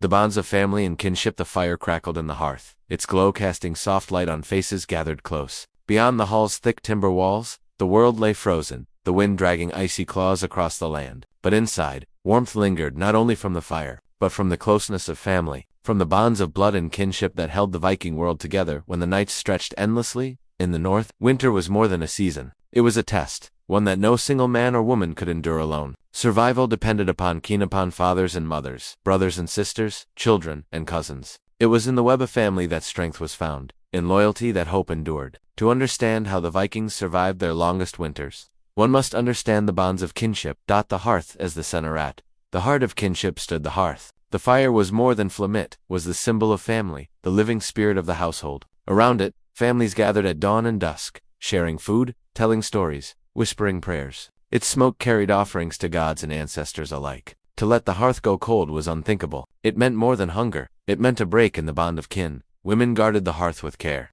tending flames through the night, passing down fire as they once passed down stories. Children learned to respect it from their earliest days, for to scatter its embers or waste its wood was to insult the family's lifeline. In this way, the hearth became a constant while storms raged and darkness lingered. It burned, steady and faithful. Like the bond of kinship itself, the role of family within each longhouse. Every member had a role. The father, or male head, often bore responsibility for providing protection and making decisions in times of hardship. Mothers, however, held equal power within the household, guiding daily life, managing food stores, overseeing spinning and weaving, and ensuring children survived the long cold.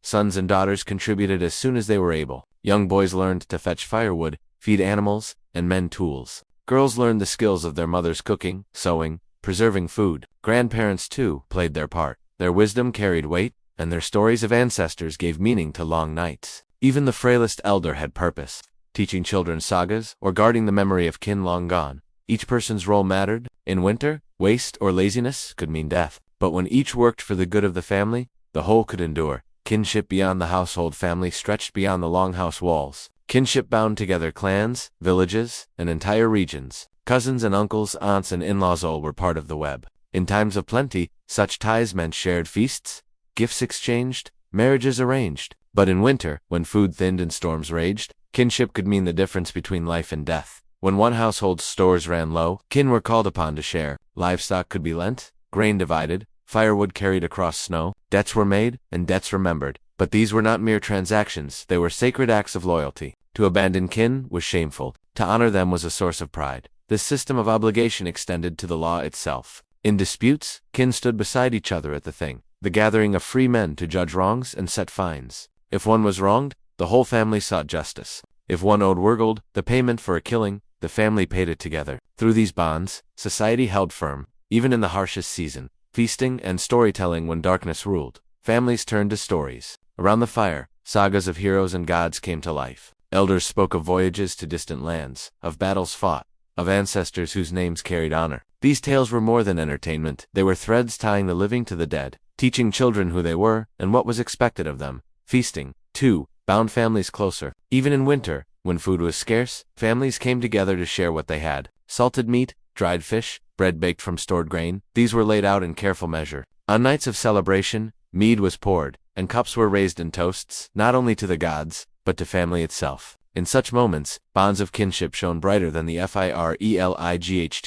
Marriage and alliance. Marriage, in Viking society, was more than love, it was kinship extended. Families sought alliances through unions, ensuring support across households. A daughter's marriage could bring new allies, her children tying one kin group to another. A son's bride brought wealth, skill, or connection into the household. Even in the bleakest winters, marriages were arranged and celebrated. Torches lit the night, fires blazed, and kin from far and wide gathered to witness the joining. These unions strengthened the web of loyalty, promising survival not just for one family, but for many bound together. The weight of honor kinship carried not only warmth, but responsibility. Honor was shared among families, and shame was borne together as well. If a man failed in courage, his kin bore the stain. If a woman broke trust, her kin paid the price. Reputation was not individual, it was collective. This truth made kinship both shield and burden, but it ensured that loyalty was never taken lightly. In winter, this weight pressed heavily. A family that hoarded food while neighbors starved risked being shamed. A man who shirked duty to his kin might find himself alone when hardship struck. But a family that showed generosity, that upheld honor, even in hardship, earned respect that would last long after the snow melted. The place of ancestors to the Vikings. Family did not end with the living. Ancestors were ever present, their spirits believed to linger near. In winter, when the veil between worlds seemed thin, offerings were made to the dead, bread left on the table, ale poured into the earth, words spoken in remembrance. These acts were not superstition alone. They were acknowledgement of the bond that stretched through time. To honor the ancestors was to strengthen the family itself, to ensure their guidance and blessing in the cold. Children were named after grandparents or great-grandparents, keeping their memory alive. In every story told by the hearth, the ancestors lived again. Their strength, a part of the living kin. A web, stronger than storms. Picture a storm beating against a lawn, snow driving against the roof, winds howling like wolves. Inside, the family sits together, elders wrapped in furs, children leaning close to parents, voices raised in stories and songs. Outside lies cold, hunger, darkness. Inside lies warmth, loyalty, and the strength of kinship. It was in this unity that the Vikings endured. Alone, no man could have survived the endless nights. But bound together by hearth, by blood, by story, they weathered the storms. Winter tested their bonds, but it also strengthened them, weaving family tighter, forging loyalty that lasted through generations. For the Vikings, survival was never a solitary act. It was kinship, the shared fire, the shared burden, the shared name that carried them through. Winter could strip away crops, slaughter animals, and freeze the seas, but it could not break the web of family. For that bond was stronger than the storm, deeper than the frost, brighter than the faintest spark of fire in the endless dark. The wisdom of elders and oral tradition, in the heart of winter, when the nights seemed endless and the storms unyielding. It was not only firewood and food that kept the people alive, it was memory. It was wisdom carried in voices, passed down across generations like a hidden flame. In the Viking world, the elders were more than frail figures by the hearth. They were the living libraries of their people, keepers of stories, guardians of knowledge, voices of the past guiding the present. The North was a land where written words were rare. Runes carved on stone told little beyond names, deeds, or prayers. Parchment and ink were scarce, reserved for kings, priests, and skalds with noble patrons. For most, the past lived not in books, but in voices. The long winter nights became classrooms, theaters, and temples all at once, with elders at the center, holding the threads of tradition. The place of the elder in a Viking household, age carried weight. The body might weaken, bones might ache, but with age came honor. A man too old to wield a sword could still wield memory, and that was power no frost could erode. A woman past her days of labor still held value as the bearer of knowledge. Recipes for scarce herbs, patterns of weaving, songs that soothed children or healed sorrow. Elders were the memory of kin. They remembered which ancestors had sailed west to new lands, which debts of honor remained unpaid, which alliances were strong and which dangerous. In winter, when uncertainty pressed heavily, their counsels steadied the household. Do not waste the dried fish, an elder might warn. It was hunger that killed your great-grandfather's brother in the year of the harsh snow. Memory, sharpened by age, was a shield against repeating mistakes. Stories of the gods and heroes. Elders were also the guardians of myth. Around the fire, with children wide-eyed and warriors leaning close, they retold the great sagas. Odin's endless quest for wisdom, Thor's thunderous battles against the giants, Loki's mischief and cunning. These were not mere entertainments. They were lessons, clothed in the garments of story. When the wind howled outside, an elder might lean forward, their voice rising and falling like the storm, telling of Thor's hammer striking down Jormungandr, the serpent of the sea. The hall would shiver with awe, and in that moment, the storm outside seemed less frightening, For if Thor could battle giants, so too could humans endure the wrath of winter. Other tales carried warnings. Stories of broken oaths, of greedy kings, of reckless warriors, taught the price of dishonor. Children absorbed these lessons as naturally as they breathed. Through saga and song, elders taught what it meant to be part of the kin, what courage and loyalty demanded, what dangers pride could bring. The memory of ancestors, not all stories were of gods. Many were of kin ancestors whose names were spoken with reverence. Around the fire, elders recalled voyages across the seas, battles fought, hardships endured. These stories bound the living to the dead, weaving kinship across time. A grandfather might tell how his father once hunted elk deep in snowdrifts, bringing meat home when the family was near starving. A grandmother might recall the famine of her youth, when neighbors starved but her kin endured through clever storage of grain. These were not only tales of survival, they were instructions, warnings, and affirmations. Children learned who they were by listening to such stories. Their identity was not only their own, but a thread woven through generations. To forget the ancestors was to weaken the thread. To remember them was to draw strength from the past. Songs, proverbs, and wisdom elders also carried the songs and sayings of the people. Short proverbs, sharpened by centuries, slipped easily from their lips. Winter tests what summer builds. A man with too many words has little firewood. Better a small fire that warms than a great blaze that burns out. These sayings guided choices in daily life, their truth distilled by time. Songs, too, carried knowledge. Some were lullabies, others chants for work, others ballads of sorrow. In the dark months, when silence could feel heavy, an elder's voice singing softly could lift spirits and remind the family of joy. Practical knowledge beyond stories and songs. Elders held practical knowledge. They remembered which herbs soothed fevers, which bark could be boiled for tea to calm coughs, which roots to dig beneath the snow for nourishment. Women especially carried this lore, passing it from mother to daughter across centuries. Elders knew how to mend a tool with little more than bone and sinew, how to read the signs of weather in the clouds, how to track animals even in winter storms. When younger hands faltered, older voices guided them. This practical wisdom, stored not in books but in memory, often meant the difference between survival and death. Oral tradition, as legacy. The Vikings lived in a world of spoken memory. Sagas, myths, and kin stories were recited in rhythm, often in verse, to aid memory. A skilled elder could recall hundreds of lines, each one passed down from generation to generation. Forgetting was failure. Remembering was honor. To speak aloud, the old stories was to keep them alive. Each winter night became part of an unbroken chain, binding past to present. When an elder recited a saga, it was not only for the children who listened, but for the ancestors who had told it before, and for the descendants who would tell it again. This was survival not of body, but of spirit. For long after a man's flesh returned to earth, his deeds might still live in story. To be forgotten was a second death. To be remembered was immortality. And so, the elders ensured memory endured. The approach of Christianity spread slowly across the north. Elders became guardians of the old ways. Priests brought books, writing down scripture and laws. But in longhouses where runes were rare, elders still spoke of Odin and Thor, of Freyr and Frey. Some stories blended with the new faith, reimagined for new ears. A tale of Baldr's death and return to life could echo with the Christian story of resurrection. In this way, elders became bridges between faiths. They carried the weight of the old, while their grandchildren learned the prayers of the new. Winter nights rang with both hymns and sagas, both scripture and skaldic verse. And in the mingling, memory endured, reshaping itself without disappearing.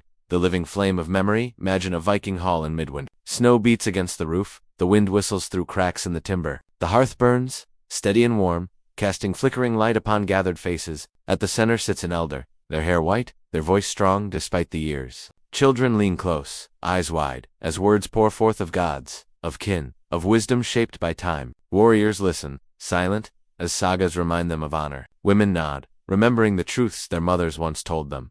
The elders' words weave a web across the hall, binding all present into a shared story. Outside lies cold, hunger, darkness. Inside lies memory, wisdom, identity. This was how the Vikings survived the longest winters. Not by fire alone, nor by food alone, but by the flame of memory kept alive in the voices of the elders. For when the storm raged fiercest, when the snow lay deepest, when all seemed bleak, it was the stories that whispered, "You are not alone. Others have endured this before. You will endure it too." And so the long nights were filled not with despair, but with continuity and unbroken chain of wisdom that reached back to the ancestors and stretched forward into generations. Yet unborn. In the silence of winter, the voices of the elders were louder than the storm.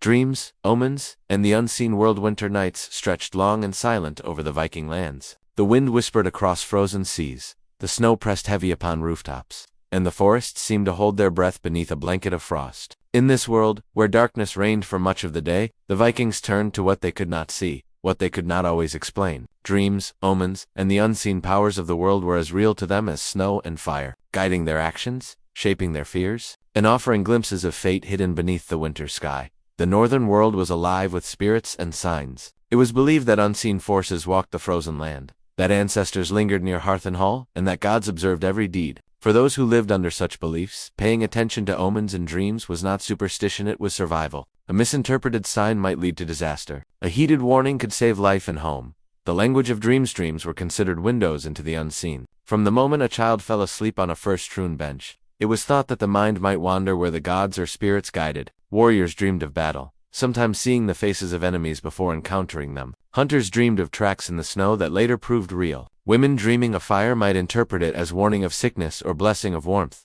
Elders taught that dreams were messages. Some dreams were warnings. A black bird might signal misfortune. A collapsing bridge might mean that a household would face ruin. Others were blessings. A brightly burning fire, a flowing river, or the appearance of a long-lost ancestor could indicate guidance or protection. Dreams were discussed openly, for interpretation was a communal act. A single vision could be read in many ways, each elder offering insight based on experience and memory. Signs in nature itself was a constant messenger. The Vikings watched the stars, the wind, and the animals, believing that each held meaning. A raven flying low over a village was interpreted as Odin's glance, warning of danger. Wolves howling in unusual patterns might be seen as foretelling strife. The northern lights, the aurora borealis, were thought to be Valkyries riding across the sky, choosing who would live and who would die. Weather also spoke. Sudden shifts in wind, the cracking of ice, or the formation of frost patterns on trees and lakes could indicate the coming of storms, famine, or good fortune. Hunters and farmers learned to read these signs carefully. In a land where the winter could kill as easily as a rival warrior, understanding nature's language was crucial. Omens and portents. Omens were not limited to nature alone. Objects, encounters, and unusual events could carry meaning.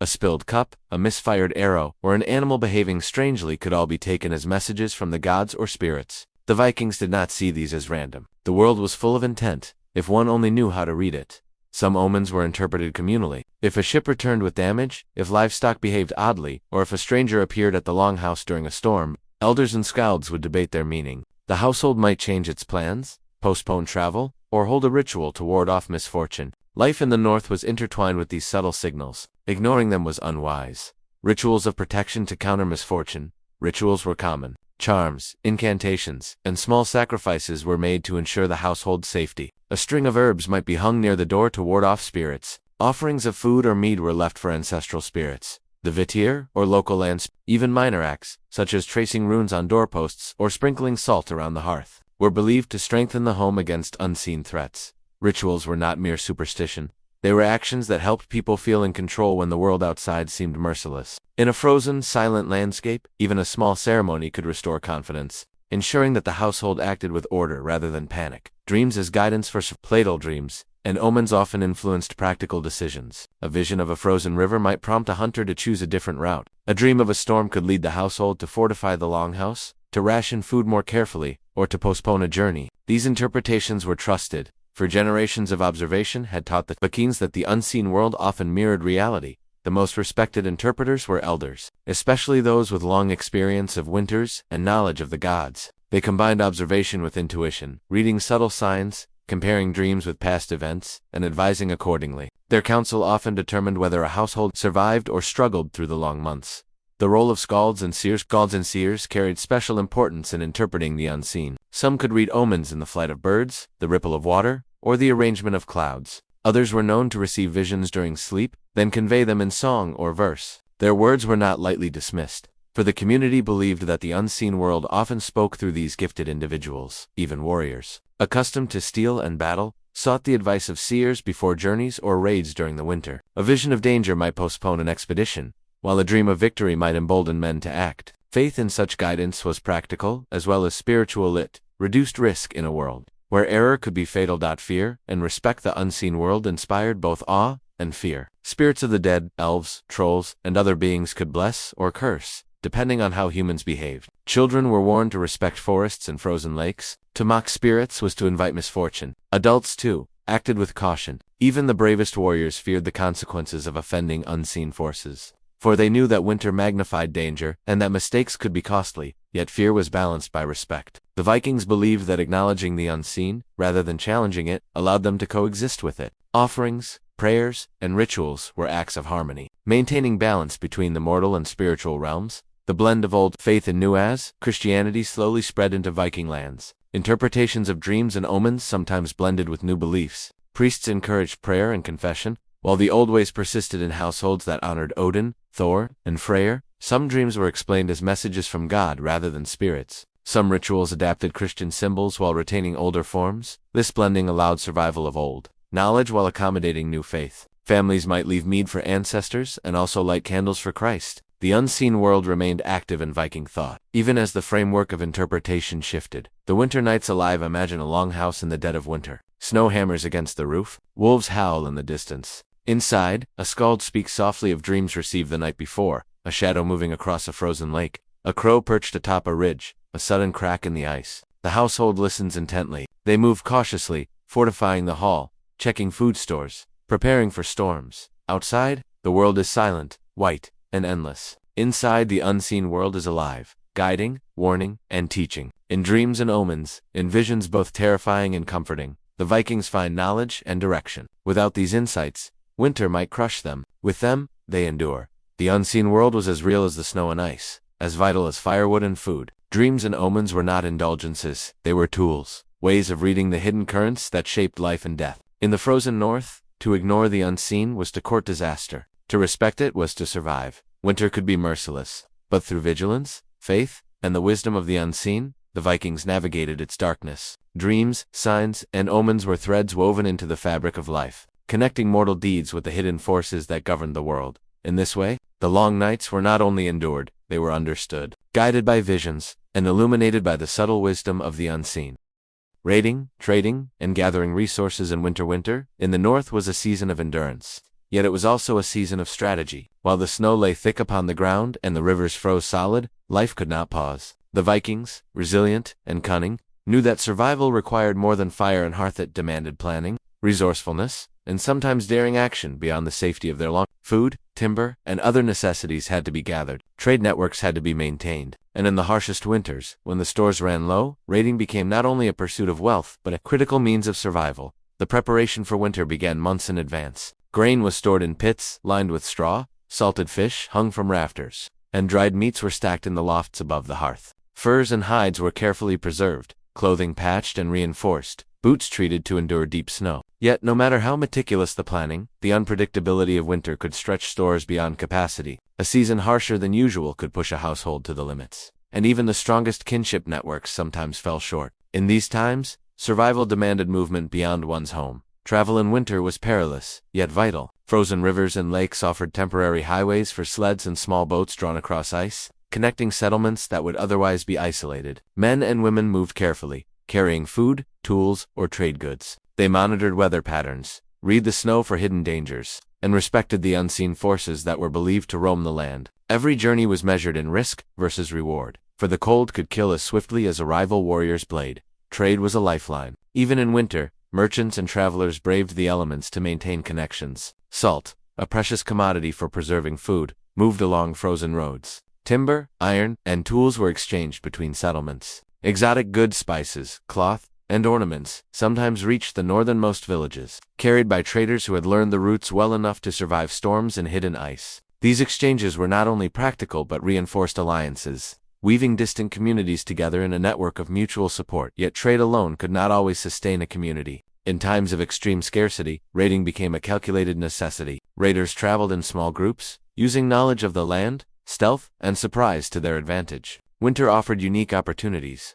Frozen rivers allowed access to villages otherwise protected by marshes or rivers. Snow-muffled footsteps, long nights enabled covert movements. Raids were risky, but they could provide meat, grain, and other essential resources for households struggling to endure. Even the most careful raids were bound by custom. Targets were often chosen with attention to honor and kinship. A raid on a distant settlement might be considered fair, while attacking one's neighbor recklessly could lead to feuds that endangered entire clans. The Vikings understood that survival depended on both courage and prudence. Every action had consequences, not only for those striking but for the wider community. Tied together by alliances and obligations, The spoils of winter raids were shared, first among the participants, then with the wider household. Meat was divided and stored carefully, furs and hides patched and preserved, grain and tools integrated into existing stores. The act of sharing reinforced bonds within the raiding party and ensured that the benefits of risk extended beyond a few individuals. In this way, even violence became a means of sustaining kinship and community. Hunting and gathering complemented raiding and trade. Groups ventured into forests to track elk, deer, or wildfowl, while others foraged for roots, berries, and herbs hidden beneath snow and ice. Knowledge of the terrain, passed down through oral tradition, was invaluable. Elders and experienced hunters guided younger members, teaching where to find sustenance and how to avoid dangers. Even the smallest discoveries, a cache of frozen berries or a hidden stand of pine nuts, could make a difference when winter stores ran low. The risks were constant. Blizzards could trap hunters far from home. Predators, including wolves and bears, were emboldened by hunger. Slips on ice could be fatal. Survival depended on careful planning, knowledge, and the ability to adapt quickly. In this way, the winter months tested not only strength, but intelligence, patience, and courage. Yet despite the dangers, winter raids, trade, and foraging were more than mere survival tactics. They were also opportunities for adventure and prestige. Successful raiders earned honor and reputation, while clever traders could strengthen alliances that would endure long after the snow melted. Families who survived winter shortages thanks to these efforts were remembered for their resourcefulness and bravery. Adding to the legacy of kin and community, the long nights were also used for preparation. Tools were repaired and sharpened, sleds and boats reinforced, supplies inventoried and divided. Even when storms confined people to the longhouse, these hours were filled with strategic planning. Decisions made in the glow of the hearth could determine the fate of entire households in the coming days and weeks. This blend of caution and daring was characteristic of the Viking approach to survival. Respect the power of winter, but do not be ruled by it. In the midst of hardship, improvisation was often necessary. If grain ran low, new methods of preservation were tried. If snow blocked a path, alternative routes were scouted. The Vikings relied on observation and inherited wisdom, using the lessons of elders and experience to make life-sustaining choices. These adaptations were subtle yet essential, ensuring that survival was never passive but active, deliberate, and communal. Winter also shaped social interactions. Trade and raids fostered networks of trust and obligation. A raided settlement might offer future compensation in goods or labor to maintain peace. Traders delivered not only goods but news, linking scattered communities and providing intelligence on weather, ice conditions, and food availability. These connections were as critical as stored food, ensuring that no household endured the cold in complete isolation, even as Christianity began to spread. These practical strategies persisted alongside spiritual practices. Offerings, prayers, and rituals were made before dangerous journeys or raids, blending faith and survival. The gods and spirits were called upon for protection, luck, and guidance. Winter, while relentless, was not merely a season of endurance, it was a time of ingenuity, community, and active engagement with the world. Imagine a frozen river, glinting under pale sunlight, with a small band of men guiding sleds laden with salted fish and furs.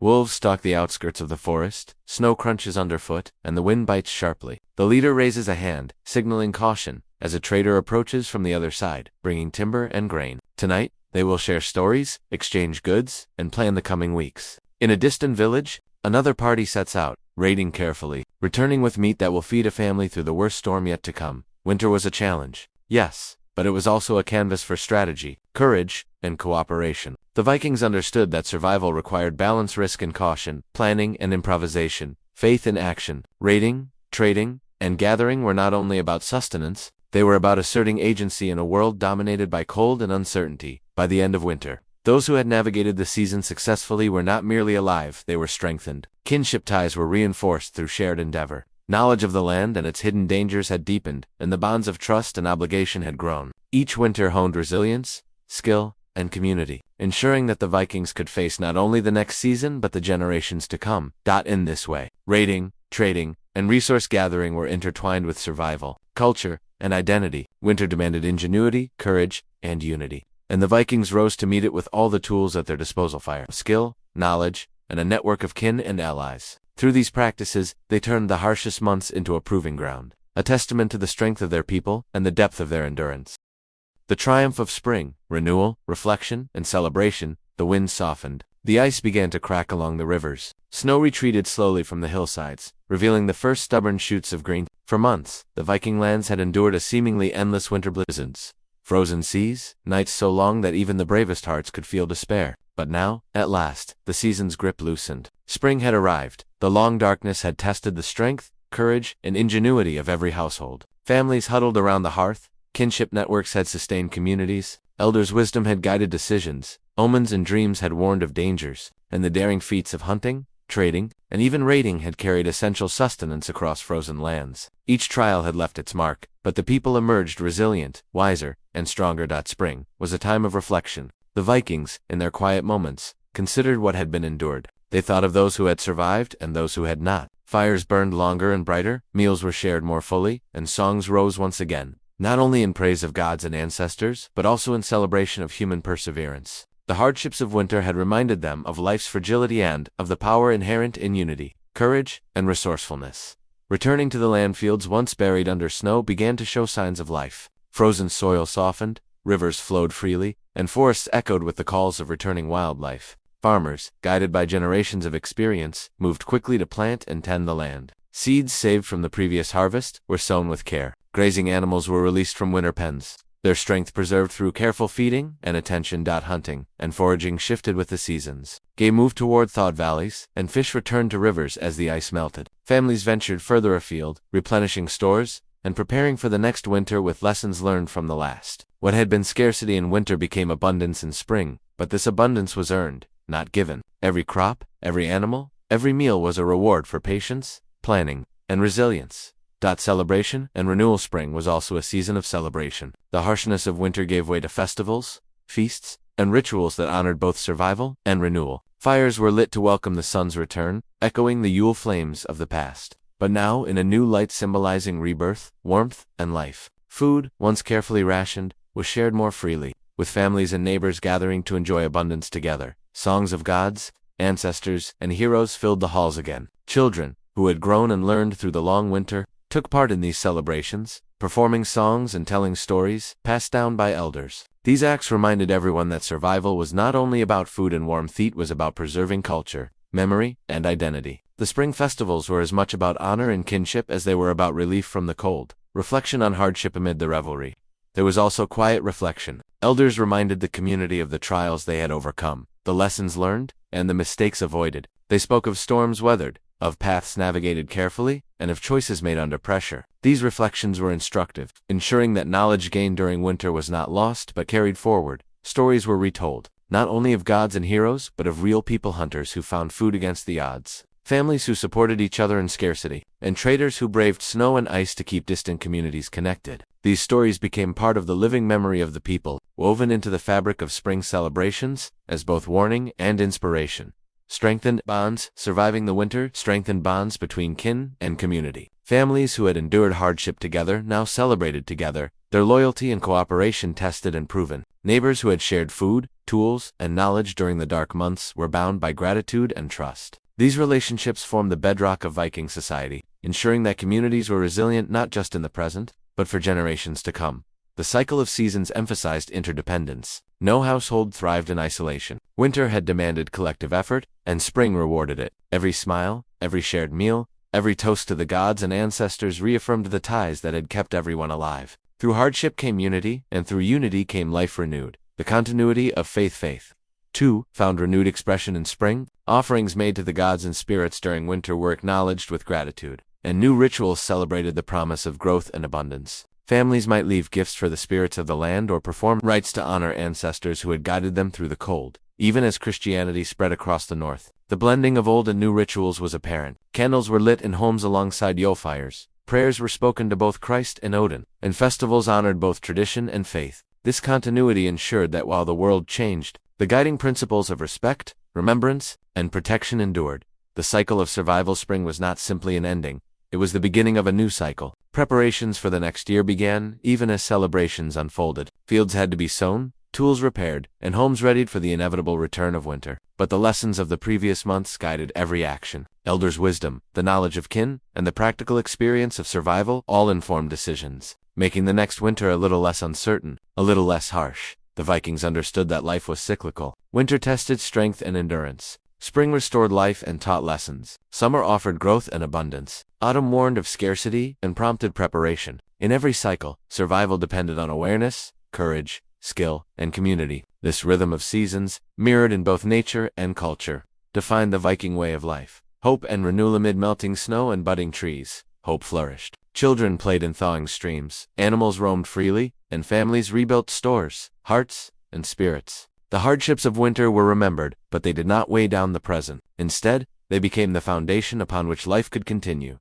Spring was a reminder of resilience, a testament to human endurance and ingenuity. It proved that no matter how long or harsh the winter, life could return. The cycles of survival and renewal instilled courage and patience, showing that perseverance was rewarded and that every challenge carried the seeds of growth. A season of gratitude. As the sun lingered longer in the sky, gratitude permeated the land. People thanked the gods for warmth, the spirits for protection, elders for guidance, and kin for loyalty. Songs, toasts, and shared meals reinforced this gratitude, transforming survival into celebration. What had been necessity became joy. What had been endurance became pride. In these moments, the Vikings recognized the interconnectedness of life. Human effort, divine favor, and the rhythms of nature all played a part in survival. Spring was the culmination of winter's trials, a triumph of perseverance, skill, and community. It was a season of reflection, renewal, and boundless hope. The end of the longest winter had passed. Ice and snow receded, rivers ran free, and the forests stirred with life. The Vikings emerged from their long months of endurance stronger, wiser, and more united. They had faced darkness, hunger, and cold. They had honored gods and ancestors, heeded dreams and omens, relied on kinship, and exercised ingenuity in every choice.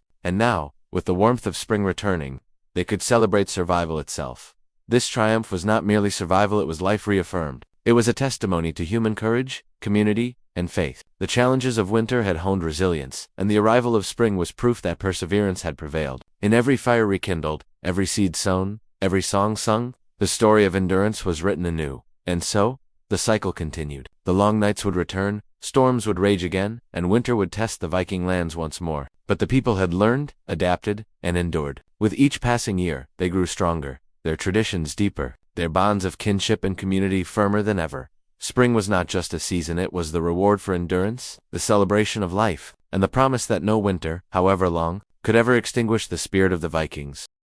The longest winter has passed, and the Vikings emerge into the light of spring, humbled by the storm, strengthened by endurance, and bound ever closer by kinship, courage, and shared wisdom. Their story is one of survival, faith, and resilience, a testament to the human spirit in the face of nature's harshest trials. If you have journeyed with us through frost and shadow, make sure to honor the stories of the past by subscribing to our channel. Join us again, dear traveler, as we uncover more tales from history, where courage, wisdom, and adventure await in every corner of time. Until the next journey, may your hearth be warm and your spirit unbroken.